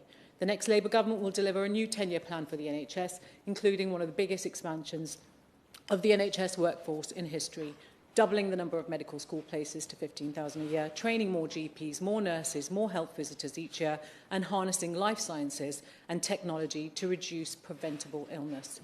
While it might feel like the pandemic is over here now, the threat is not, and that is what today's debate is about. Far from a once-in-100-years event, many natural biological threats have emerged in recent years, including SARS, avian flu, MERS, Ebola and monkeypox. Climate change and globalisation mean that natural biological threats are becoming much more common. And it is not only biological threats that we must prepare for. Advances in gene editing mean virologists can more easily modify viruses to be more deadlier and spread more quickly, increasing the security risk posed by bioweapons and bioterrorism. On this, I wonder if the Minister might comment on our concern that the Biological Weapons Convention currently remains very weak, with little funding and only 4 staff compared to the 500 staff of the Chemical Weapons Convention. Ms McDonough, pandemic preparedness must therefore be taken seriously as a matter of national security. Future threats could be far deadlier than COVID-19. During the first wave of coronavirus, 1% of infected individuals died, compared to 80% during the West African Ebola epidemic. The lesson of the pandemic was that no one is safe until everyone is safe, that global health is local health. So it is clear that global cooperation on pandemic preparedness and biological threats needs to be strengthened. It is why on this side of the House we absolutely support the principle of a legally binding WHO treaty which sets the standard for all countries to contribute to global health security. Our country was set back not just once, but 3 times by new dangerous COVID variants which had originated overseas. We are stronger together than trying to firefight these crises alone. The WHO is the primary UN agency for international public health, and in its history of over 70 years, it has contributed to the eradication of smallpox. It has helped immunise millions of children against preventable diseases such as tuberculosis, measles, and it's supporting the near eradication of wild polio. Currently, the WHO is responding to 55 graded emergencies around the world. Last year, it supported member states in response to over 75 different health emergencies, and over 339 million people are now in need of direct humanitarian assistance. And within those countries affected by fragility and conflict, we're seeing 80% of the world's major epidemics. The principles laid out in the zero text of the pandemic preparedness is a strong foundation from which to begin to tackle some of these crises. Its text on strengthening global health systems and universal health health coverage, on international transparency and the sharing of technology, of diagnostics, vaccines and know-how, echo what we have said consistently on this side of the House during the pandemic. It is through multilateral efforts, strengthened through international law, that we can ensure that the response to the next pandemic is faster, it's more effective, and it doesn't leave other countries behind. Now, I know that the member for North West Leicestershire has been calling for this debate for some time and has reservations about this. I think it's really important that we do have this debate and show that there is no shadowy conspiracy here. I am afraid it is much more mundane than that. I note his claims that a treaty will, and I quote him, hand over powers to an unelected supranational body, even despite the fact that it would still have to be ratified by the United Kingdom, and there is over a year of negotiations to go. I would point out to him the very first statement in the zero draft text, which reaffirms, and I quote, the principle of sovereignty of states parties. Moreover, that the implementations of the regulations, I quote, shall be with the full respect for the dignity, for the human rights and the fundamental freedoms of persons. There are, of course, no references to vaccine mandates or lockdowns or any such draconian policies in the draft text. If he reads it, the draft treaty is primarily about transparency, fostering international cooperation and strengthening global health systems. So in recognition of the catastrophic impact of the pandemic on developing countries, it is therefore on the face of the text. So there are going to be negotiations. I will give way. Has she taken the point that there's a difference between Article 21 and Article 19? Why is she supporting Article 19 as a means of introducing this measure rather than the more flexible Article 21? I've already set out, I thank the Honourable Member for his intervention, but I have set out the reasons that I am supporting this, and I'm going to further make those, that case a little bit further, and he will understand why we are supporting, on this side of the House, the treaty as it stands. And of course, there is negotiation, and I keep saying this, we've got to ratify this in the United Kingdom. There is another year to go to be able to contribute and feed into this. So I think, you know, his comments really need to be directed at the Minister. And as I said, the negotiations operating on the principle that nothing is agreed until everything is agreed, and that's a really important principle to hold on to. So in over a year's time, there's going to be 2/3 vote of WHO members, and then ultimately it's going to be for us to ratify and enact those policies as we interpret them. And I think this is really important that we recognise this.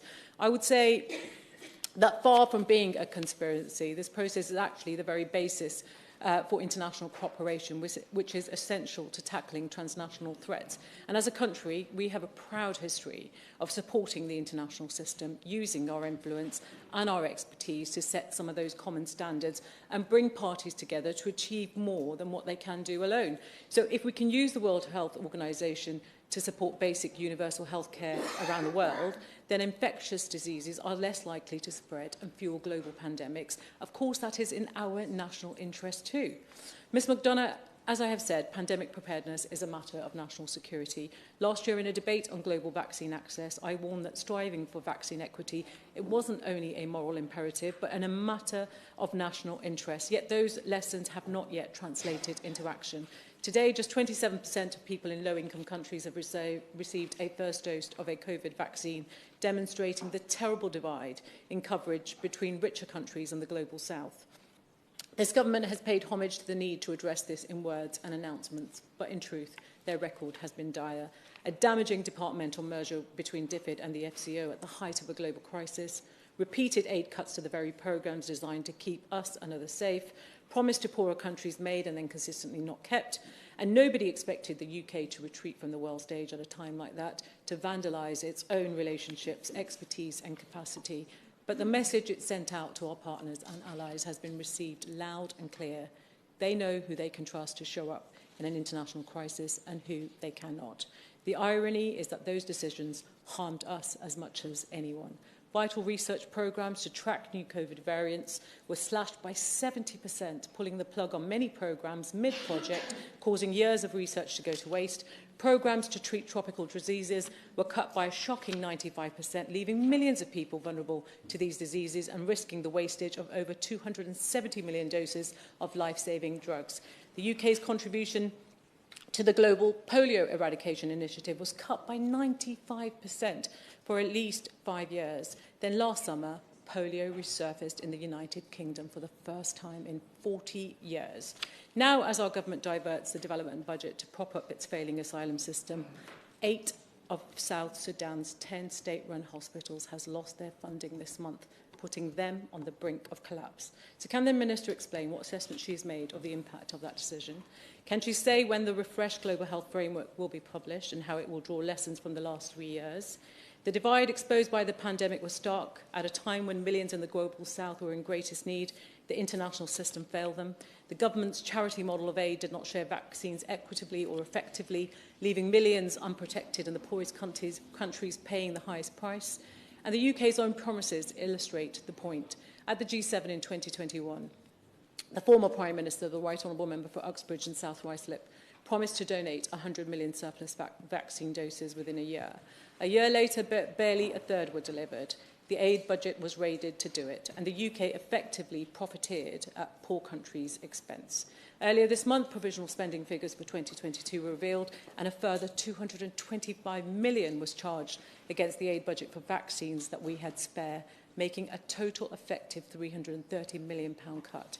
I wonder if the Minister could provide a breakdown of the number of doses that were shared directly with developing countries and those that went through COVAX by make and pricing last year. How many of those doses were shared in total, and what steps did she take to minimise the cost to the aid budget, bearing in mind that these surplus doses would have been incinerated if they weren't used, and how many vaccines were priced at the maximum possible of $6.66. Ms McDonough, there is a different way, one which does not merely give people our crumbs from the table. Labour's new model for development will be based not on charity, but on solidarity and on long-term development planning. Our comprehensive plan to ramp up global vaccine manufacturing set out in 2021 is the blueprint for the change that we need to see. The pandemic revealed a fundamental problem, namely that the world has more capability to invent and develop vaccines than it has to manufacture and distribute them on a global scale. So while donating our surplus vaccine doses to poor countries was the right thing to do, in practice, it has been slow, it's been inefficient, and in this government's case, it's been used as a cover to make further stealth cuts to our aid budget at poor countries' expense. Developing countries should not have to wait for handouts at the back of the queue, and the next Labour government would strengthen global health systems using the NHS as a model, and we will help to establish an international mechanism to rapidly produce and distribute vaccines, share technology, knowledge and skills, and build the infrastructure that the world needs to deliver it. We need a global effort to develop viable, orally active vaccines in solid dose form, building on the innovative work carried out by a number of pharmaceutical companies. That would be a historic breakthrough, including the prospect of a vaccine delivery system which doesn't rely on needles and could lead to less need for trained vaccinators, increased take-up and negate cold chain storage, meaning fewer doses would expire before they could be used. And finally, we need a binding, enforceable investment and trade agreement among all participating countries to govern the coordination of supplies and the financing of production, to prevent hoarding of materials and equipment, and to centrally manage the production and distribution process for maximum efficiency and output in the wake of a pandemic being declared. I'm pleased to see that this draft treaty offers a really strong starting point: technology transfer. Open sharing of vaccines, science, technology and knowledge through the TRIPS waiver would help ensure everyone can access vaccines, diagnostics and therapeutics, and that no one is left behind. I'd be grateful if the Minister could set out the government's approach to negotiations, particularly on the matter of intellectual property waivers, increased local production capacity and conditions on public funding for research. In future international initiatives, we need to follow the letter. And in spirit, does the Minister recognise the importance of an accountability framework to ensure the Accord's success, and will she and her officials be pushing for this in talks? Separately, does she acknowledge the continued importance of action to address the debt crisis in low-income countries, which is clearly diverting resources away from public services and health systems, and what she sees as the UK's role in helping to unlock relief for countries in debt distress and bring creditors to the table? The task of negotiating an effective international treaty on pandemic preparedness will be an historic task. But if we can achieve it, it will save hundreds of thousands of lives in the years to come. It will provide the foundation for a sustained global economic recovery, and it will give us and our partners the freedom and confidence to plan for the future. Labour has a comprehensive plan to strengthen Britain's health security, to end the 13 years of sticking plaster politics under this government and return Britain to the international stage as a trusted development partner. Thank you. Former Minister Anne-Marie Trevelyan. Thank you, Ms McDonough. Ms Honour, I'm grateful to my honourable friend, the member for Don Valley, for securing this debate on behalf of the Petitions Committee, but of course importantly on behalf of those petitioners who signed this important petition. And I'm also grateful for the contributions of all honourable members, and will try to respond to the points raised as best I can, and ask officials to write to members to answer those questions which I'm unable to provide answers for today. In particular, the Honourable Lady for Birmingham Edgerton has taken the opportunity, entirely unsurprisingly, to ask a whole series of questions on an area which my right honourable friend, the member for Sutton Coldfield, would be highly capable of responding to, but of course he is unable to be here due to other ministerial duties, so I will ensure that responses are provided for those. Ms McDonough, as COVID-19 clearly demonstrated, it is in all our interests to invest in global health. And the world was ill-prepared for the pandemic, which killed millions, wiped billions off the global economy, and undid years of progress on our development goals. The 3 years since COVID struck have been a wake-up call for the whole world. They've highlighted the importance of strong, resilient and inclusive health systems, and they've made clear that we need a coordinated approach across our work on human health, animal health and the environment. COVID also shone a spotlight on the need for agreed international protocols so that information is shared in a timely fashion. And it underlined how important it is that vaccines, treatments and tests are available to all who need them. In short, we need collective international action, cooperation and mutual accountability in order to protect future generations from the catastrophic impact of pandemics, of which the best ways to manage communities of all economic strength and resilient shapes and sizes is, of course, one critical part. This is why the UK is working with G7 partners and, of course, others to catalyse international efforts to try to help the world, for countries and our citizens, countries of all shapes and sizes, to be better prepared.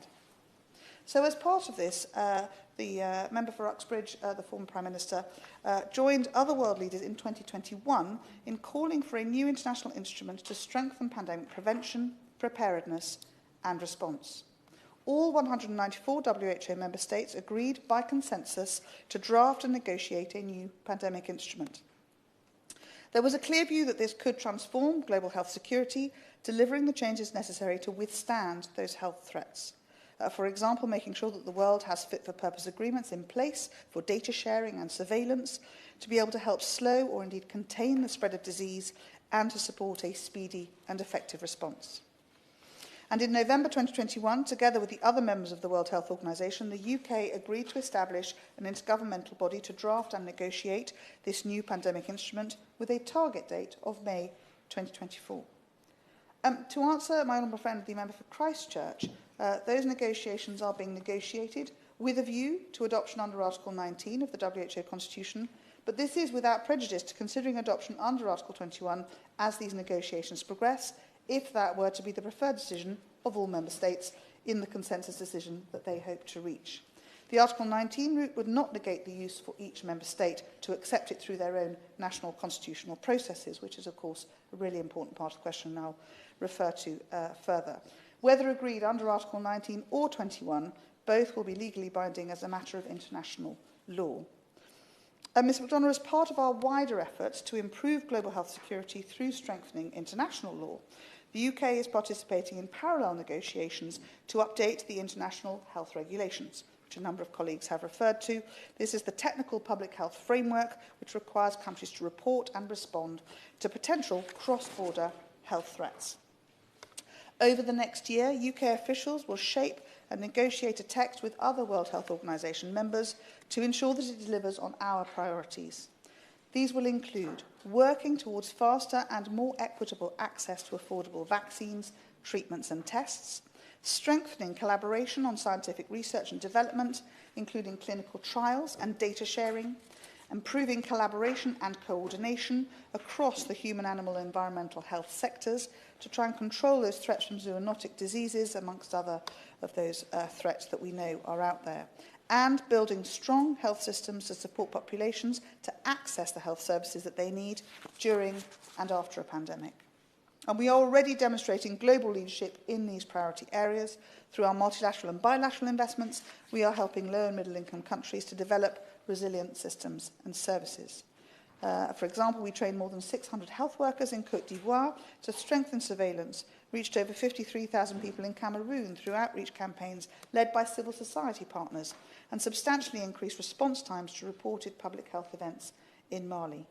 And through our One Health approach, we are working to monitor and control the spread of diseases between humans, animals and the environment. We supported Cameroon to carry out a simulation exercise which tested and refined plans to deal with disease outbreaks of zoonotic origin, including monkeypox. Meanwhile, our investments in research and development are increasing equitable access to vaccines, drugs and diagnostics. With UK support, for instance, the Medicines for Malaria venture has developed and rolled out more than 13 new anti-malarials. And to date, these medicines have saved an estimated 2.7 million lives. In all of this, we are working in strong partnership with academic institutions, with the private sector and other organisations. The Coalition for Epidemic Preparedness Innovations, or CEPI as it's known, is a great example of this partnership work, helping to ensure that medical innovations are affordable and accessible to those in need.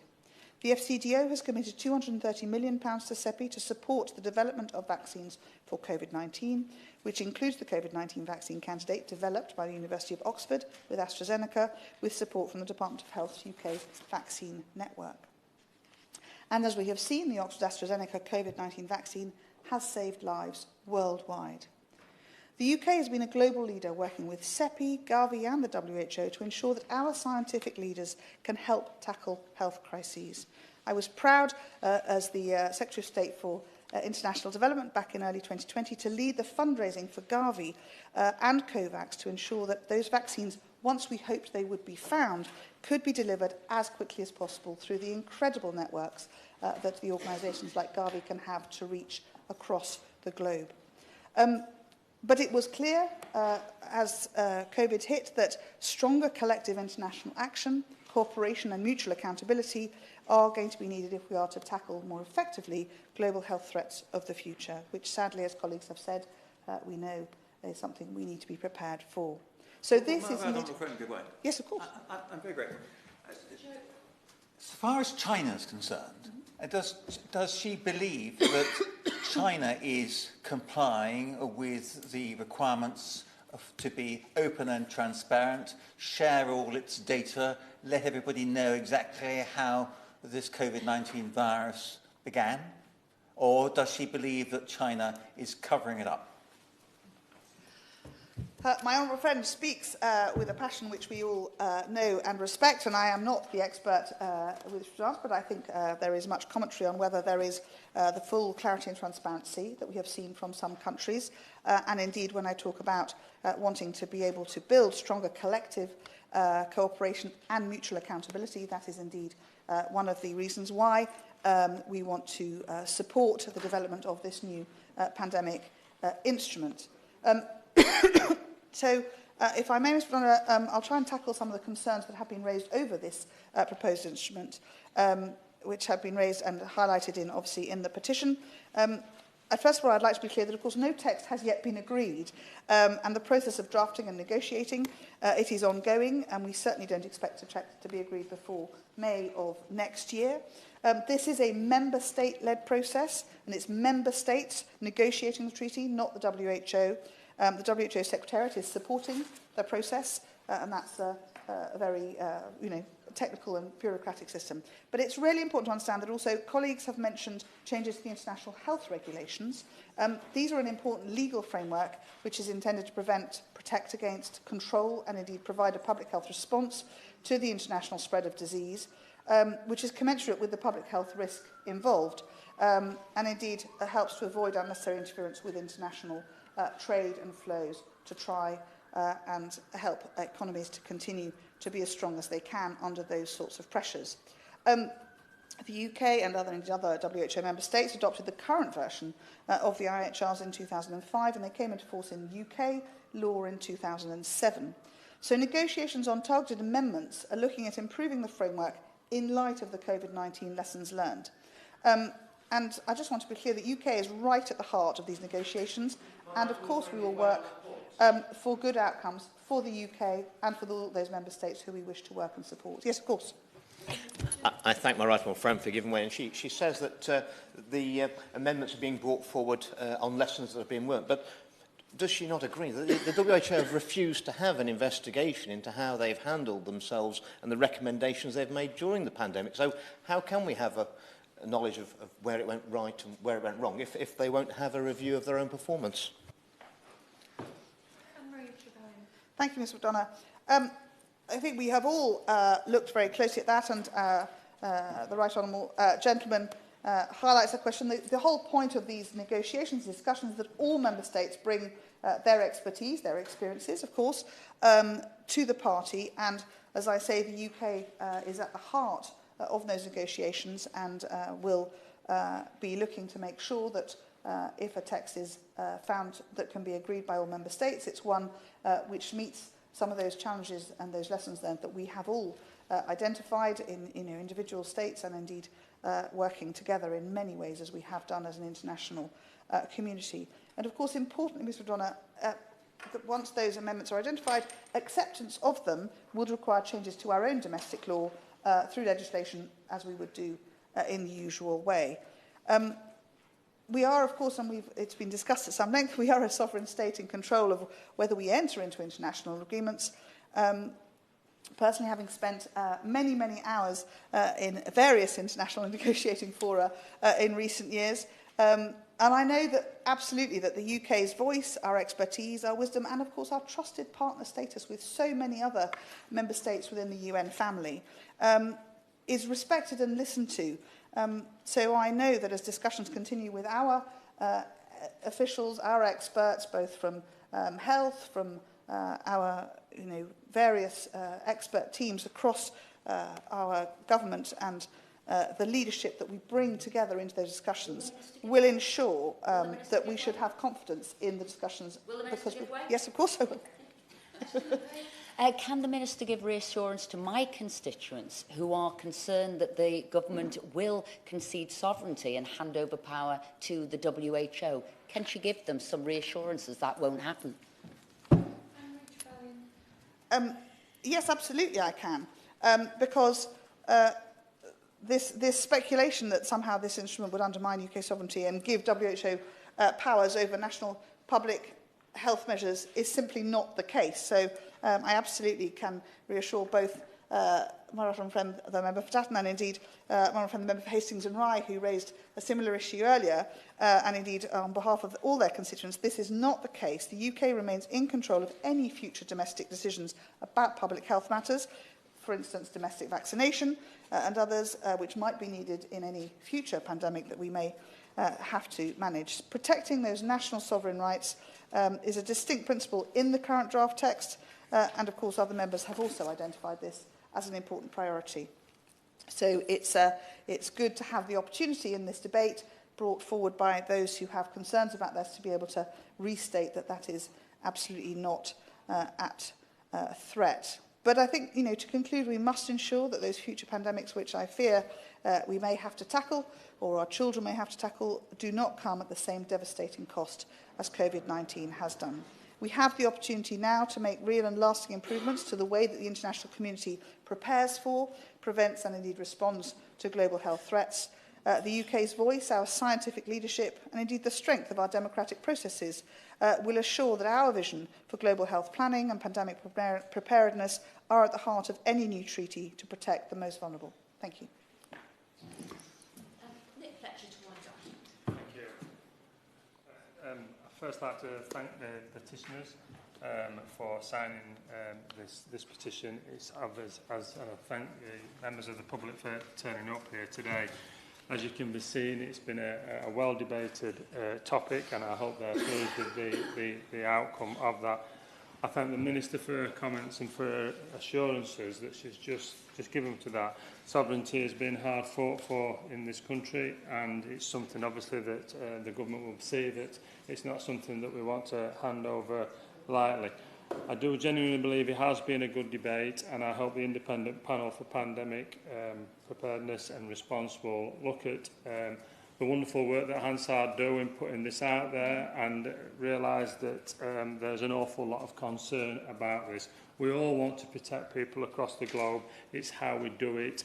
That's the important part. So I would just like to thank all members once again, and thank the Chair for the work today. Thank you. Thank you. The question is that this House has considered e-petition 614335 relating to an international agreement on pandemic prevention, preparedness and response. As many of that opinion say aye, of the contrary, no. The ayes have it, the ayes have it. This sitting stands adjourned.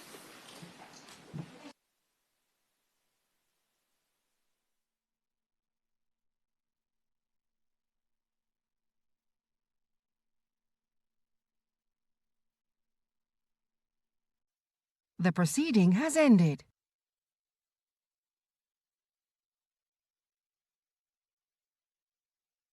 The proceeding has ended.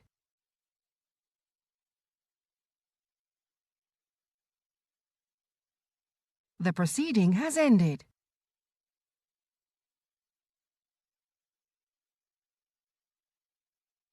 The proceeding has ended.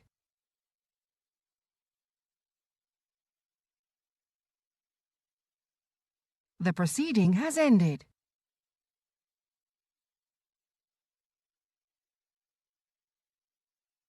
The proceeding has ended.